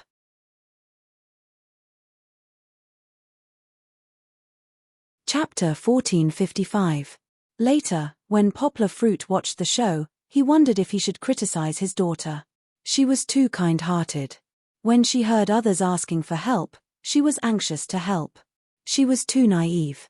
She believed the lies others told to coax her. However, Poplar Fruit suddenly thought about it. Was it a good thing for a 4-year-old child to be on guard against the whole world? It was not difficult to distinguish between good and evil. As she grew up, she would naturally understand the dangers of the world and the complexity of people's hearts. It was easy to grow up, but difficult to maintain this innocence. At this age, she still maintained a pure and kind heart. At least for now, Poplar Fruit could still protect her, right? When she grew up, she would be able to distinguish between good and evil. He hoped that she could continue to be a kind person who treated others with sincerity. He hoped that she would not lose her precious character because of the unpredictable changes in the world. Such a choice might cause a lot of controversy, but who could be sure that they were doing the right thing? Poplar Fruit did not think that what he did would be good for Kiki, but he was willing to protect the little girl. Those problems would be left to the future Kiki to choose. When they returned to the show, Da Jun, Kiki, and Xian Xian found out that the three of them could still be of help. The children in this season lived in a family that was close to the entertainment industry. Although they had been watched by the whole country and even the whole world since they were young, they did not become impetuous because of it. Instead, they retained their golden hearts that were willing to help others. Jun and Xian were taking care of the mermaid who understood Chinese, while Chichi was taking care of the other mermaid. They were dragging and shoving each other. Their movements were not very careful, but they finally managed to help the two mermaids up. "Thank you very much." The mermaid gently patted Jun's head. She knew that this child was most afraid of her. Of course, she would not take those so-called innocent words to heart. "What are you going to do next?" Jun asked worriedly. Kiki also nodded. She sniffed and said, "We can't go home with you, because my papa said that we can't go into the water, which means we can't get close to the sea. The sea is very dangerous." Now that their goal had been achieved, the mermaids did not intend to continue grabbing the camera. They smiled and said, "No need, we can go home here." However, it was clear that Jun and the others were still unsatisfied. He asked curiously, "How are you going to get home? Is it swimming?" "I think so. They are all fish." Xian nodded. "They are not fish, they are mermaids." Jun and Xian pretended to have an academic discussion. Kiki, who was standing at the side, was also in high spirits. She seemed to want to participate in the discussion as well. Jun, Xian, Kiki, the mermaids were speechless. They wanted to leave quickly and change their clothes. They shouted twice to attract the attention of the children, and hurriedly said, "Now, we need to go home. Can you turn around? Because we can't be seen when we swim in the sea." Kiki turned around obediently. Xian and Jun also turned around together. However, they were still very curious. They were not old grandpas and grannies. They were still at the age of 100,000 Ys. Although the mermaids said that, Jun could not help but move. Kiki and Xian could not help but turn their heads as well. As a result, they saw a scene that made them very puzzled. The two mermaids only had their feet in the water, but they were tiptoeing to the right instead of swimming towards their home, the depths of the sea. "What are you doing?" Kiki could not help but ask. "You guys continue to turn around." The mermaids were really defeated by the three little ones. They waved their hands, wanting to cry, but no tears came out. They continued to cover up this broken lie. Fortunately, in the end, it was Kiki who stood up to save this crossover drama that had already made the audience burst out laughing. She took Xian and Jun's hands and turned them both around. "Let's not watch. If we watch, they won't be able to swim home. Yes, they can't always live on land." Jun agreed. Thus, they stood like this with their backs to the sea, hand in hand, and stood there for a long, long time. Finally, Xian could not help but ask, Have they gone home?" "I don't know," Jun said honestly. "I want to turn around and see." Xian could not help but suggest. "But if we watch, they won't be able to go home," Kiki said worriedly. "Then how long do we have to wait?" Xian said aggrievedly. I'm exhausted. Can we ask them when they'll be able to go home?" Jun suggested. Although he suggested it, he had no intention of carrying it out. In the end, after looking left and right, this heavy responsibility fell on Kiki's shoulders. The little girl did not turn around. She shouted in a clear voice, "Sister Mermaid, have you gone home?" Her voice was quickly drowned out by the sound of the waves, leaving only the whistling of the wind and the sound of the waves hitting the beach. Kiki finally could not hold back. She was the first to turn around, and then Xian and Jun also turned around. However, they could no longer see the two mermaids. "They are gone," Xian muttered. "They couldn't have been eaten by a whale, right?" Jun wanted to show off his rich knowledge. "Let me tell you, whales are the largest animals in the world." "I know." Kiki finally understood at the last moment. She raised her hand happily and said, "They must have swum home. But they didn't say goodbye." Kiki sighed regretfully. That was also a mistake on the part of the two mermaids. They had been confused by the three children's innocent words and had almost been exposed. "I think it's good that they can go home," Xian said. "Yes, I think we've done a good thing." Kiki also became happy. She said happily, "I'm going to tell my papa that we saved the mermaids today." "We saved the mermaids." Da Jun and Xian Xian also became very excited. She saw the three energetic little ones running on the beach again. They chased after each other and even ran a race. Childhood was really beautiful, wasn't it? Today they saved the mermaids, maybe they could save the world tomorrow. No matter what, it was time to go find their father.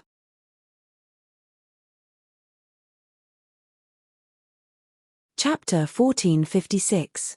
Yanggua's group, draped in tattered animal skins, carried bamboo poles upside down, and carried the fishy smell of the sea breeze as they returned to the camp from afar. Of course, such a cool formation didn't last long. Papa is back. Kiki, who was playing in front of the camp, immediately saw her father and the others and jumped up excitedly. Daddy! Daddy! The three little ones, who looked like three meatballs wrapped in animal skins from afar, cheered and rushed over from afar. All of a sudden, they threw themselves into the arms of their father, who opened his arms. Before Poplar Fruit and the others could enjoy the happiness of the reunion with a smile, Kiki and the others shouted that they wanted to jump out of their father's arms and then rummage around for their clothes and packages. It was as if they were chicks waiting to be fed with their mouths wide open when their parents returned. Here, here. Poplar Fruit quickly opened the animal skin package in his hand, and the black things inside immediately wriggled. Wow! It's a lobster! It's a lobster! The little ones were shocked at first, and then they became very excited, especially Dajuan. He was no longer reserved, and he was jumping there as if he had been pinched by a lobster. His father, Lin Yongjian, was afraid that he would really be pinched, so he reached out to a safe distance and said, "It's okay to look, but you can't reach out, okay? If you get pinched by its big pincers." He didn't need to say the seriousness of the situation. The children also thought of it. Looking at their cowering faces, they knew it. Then let's take a look. In the animal skin package, there were lobsters, 3 small lobsters, and some shells and crabs. What is this? Xian Xian pointed curiously at the black balls of linen. This is kelp. Lin Yongjian said, it's edible. The kelp and pork bone soup you used to eat was cooked with this. Lin Yongjian caught the kelp, and he thought it could be used to cook soup. But Poplar Fruit didn't think it was that simple. Lin Yongjian turned around to borrow a pot from the staff. It seemed that they were going to cook in the wild, but he was rejected by the staff with a smile. No, it's the Stone Age now. There are no pots. No wok. Lin Yongjian was confused. He spread out his hands and asked, how are we going to cook seafood without a pot? Forget about the kelp. Without a pot, how are they going to eat seafood? Just now on the rocky beach, they were super excited because they caught a lot of seafood. That place was really a treasure. The fathers happily said that they wanted to go back and cook delicious food for the little ones. In the end, he wasn't even willing to lend her a pot. Zhu Shimin pulled Lin Yongjian and said, it's okay, we can barbecue the lobster. That would be difficult. However, Poplar Fruit had an ominous premonition. He stepped out of the crowd and asked the staff, excuse me, can you lend us a lighter? Or matches? The staff first shook his head, then shook it again. As expected. In the Stone Age, there weren't even lighters or matches. Poplar Fruit felt that they were going to be miserable. At this moment, Zhu Shimin was thinking the same thing as Poplar Fruit. He rubbed his hands with a wry smile and asked the other party, don't tell me you want us to do this. The staff member nodded. As expected. Just now, the caveman called Jose played with wood to make fire. This was not a performance. He was teaching them how to survive in the Stone Age. After a while, Poplar Fruit, Lin Yongjian, and Zhu Shimin gathered together and stared at the pile of wood and hay in the middle of them. They didn't know how to start. Even Poplar Fruit, who was born in the countryside, had never tried to make fire by drilling wood. Next to them, the 3 little ones in animal skins also gathered together, but they were watching the lobsters and crabs that were trying to climb out of the cage made of animal skins. After all, Kiki was still a silly and bold little girl. She couldn't help but reach out her white and tender little hand because of her love for strange creatures. No, be careful. Da Jun hurriedly stopped her. He also intimidated Xian Xian, who was about to make a move. It'll hurt. He was timid. When he saw the crab's pincers and the lobster's bigger pincers, he didn't want to compete with them. Then we'll use a small stick. Kiki had an idea. She found a small stick that had leaked out from her father's side. It was only a little thicker than a toothpick. She picked it up and gently poked the bubbling crab. Kiki, be careful. Da Jun said in a trembling voice, but his eyes were filled with envy and curiosity. He also wanted to take risks, but he still needed to take the last step. Don't be afraid, they're very cute. Kiki touched the other lobster with its big pincers. In the end, the lobster clamped the stick, and before it had time to react, the stick was snapped in half. Kiki quickly retracted her little hand and looked at her little friends helplessly. Luckily, it didn't clamp Kiki's little hand. If her white and tender little fingers were clamped, how painful would it be? How pitiful would it be? Because at this moment, the children all saw how scary the big pincers were. The atmosphere seemed to be a little tense. Let's not touch it. Da Jun said weakly. Xian and Kiki nodded vigorously. Don't touch it, it's so scary. What if you break your fingers? But now there was another problem. The lobsters and crabs started to crawl around randomly. The animal skin cage couldn't hold them anymore. What if they ran away? They saw a lobster crawling towards Xian. Xian squatted there in a daze, as if he was starving. Xian, be careful. Kiki couldn't help but say. She didn't dare to speak too loudly, as if she would attract the lobster if she spoke too loudly. On the other side, the fathers were in a daze for a while, but they had already started to rely on themselves. Didn't Grandpa Marrow say that if you do it yourself, you'll have plenty to eat and wear? The young people in the program crew were unreliable, so they had to do it themselves. The principle of drilling wood to start a fire was very clear. It was to drill a hard wooden stick together with the wood, and use friction to start a fire. But doing it was far from as simple as it seemed. If the friction made the wood hot, then it had to be rubbed hard. If they used skateboard shoes to rub, and rub again, it would definitely be impossible to start a fire. So, first, Zhu Shimin, who was small and could easily squat down, rubbed the special wooden stick. Poplar Fruit and Lin Yongjian squatted next to him, mainly using their bodies. 1 minute, 2 minutes passed. Zhu Shimin's hands were almost broken, but he didn't see a single spark. A little sweat appeared on his forehead. As he rubbed, he turned to Poplar Fruit and said, I can't do it anymore. Come and pick me up. Wait a minute. Before Zhu Shimin could finish, Xian jumped up with a cry and threw herself into Zhu Shimin's arms. Zhu Shimin hurriedly let go of his hands and picked Xian up. Well, all his previous efforts were wasted. You're tuning in to the Dreamy Chapters YouTube channel. We're so grateful for your support, and don't forget to subscribe to join us on this incredible journey through captivating stories. Your generosity through donations truly makes a world of difference, as it's the primary source of revenue that allows me to expand and enhance this channel for you. Thank you from the bottom of my heart for being a part of this adventure.